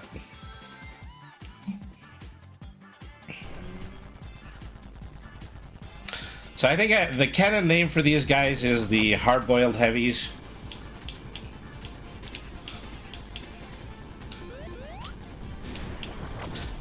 An Eggbot is more likely, you know, the one that you see just off to the side, holding the billy club. Uh-oh, now I just lost. Ooh, that makes two of them. Now I only have Tails and Knuckles. Alright. Be careful not to do things like try to fly as Tails. Just try to play this as straightforward as I possibly can.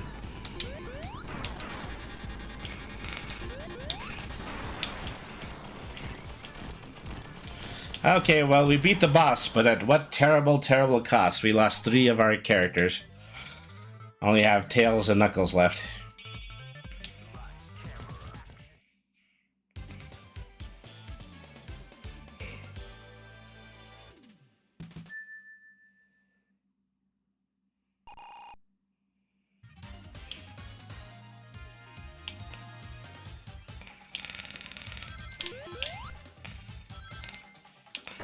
Well, you know, suddenly having Tails might be a boon in this stage, because now, you know, I can get some air. Try to see if there's some safe sections to cross.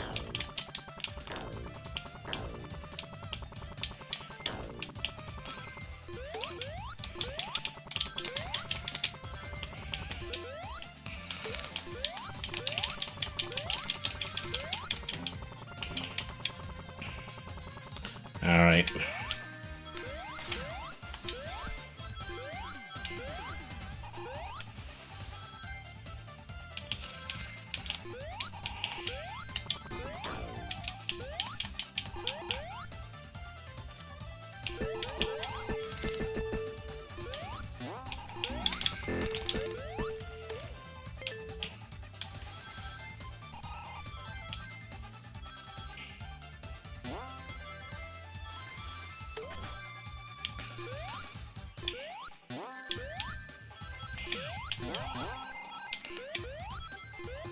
All right.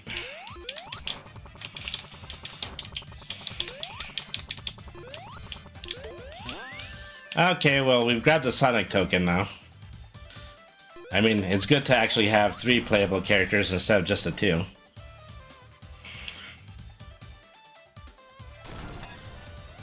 Oh, wow. I wasn't expecting to get into any of the special stages.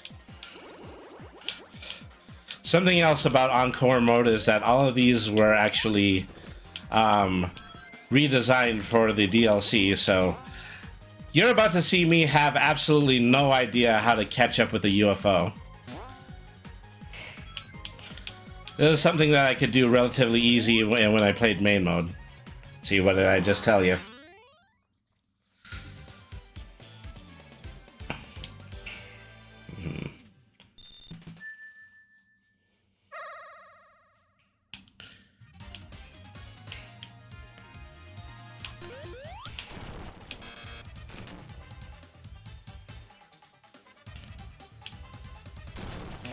Okay, now maybe I can find myself the actual way out of here.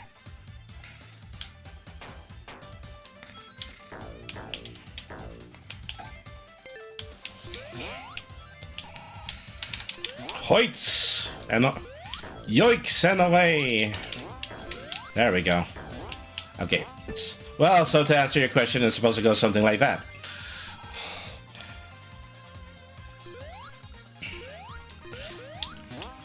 Yon Sugoi.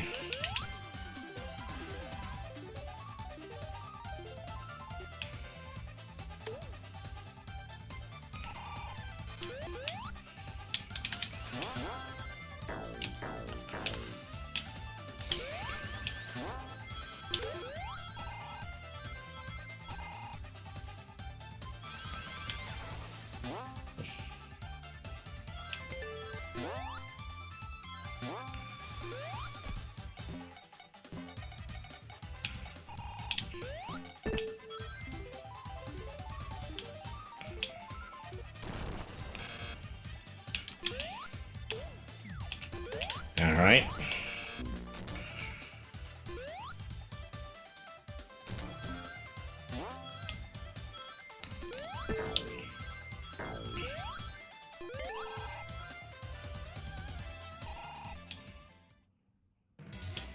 Sega.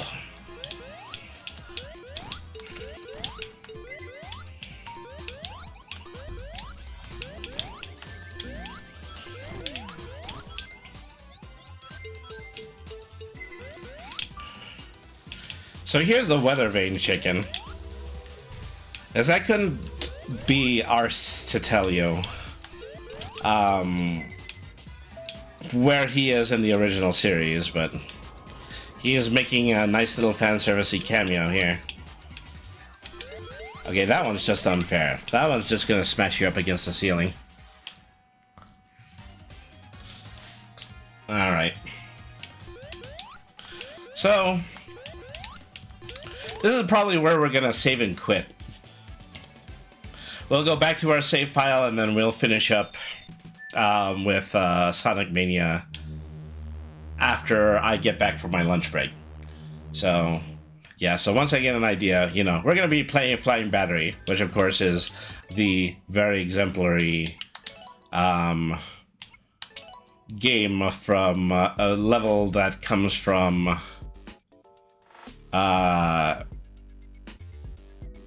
Sonic 3 and Knuckles. I don't know why I spaced on that. It's one of my absolute favorite games, but then I couldn't even remember it. Okay, well, anyways, thank you for staying tuned in. Is that I'm going to go ahead and I'm going to go on my break, get some lunch, stretch my legs a little bit, and while I'm out, we're going to be playing Brainy's Cartoon Theater. So just a little segment I put together where I show you a bunch of random public domain cartoons from a playlist. So thank you everybody for staying tuned in. You guys have been a wonderful audience so far. Is that I'll be taking my break. Enjoy the cartoons. I will be back at 1 p.m. Mountain Standard Time, and we'll be playing some more Sonic Mania. So thank you everybody once again for tuning in. Remember, BRNY means smart. Nothing's too hard if you use your head. Always be the change you want to see in the world. Have a good day, everybody, and thank you very much for watching.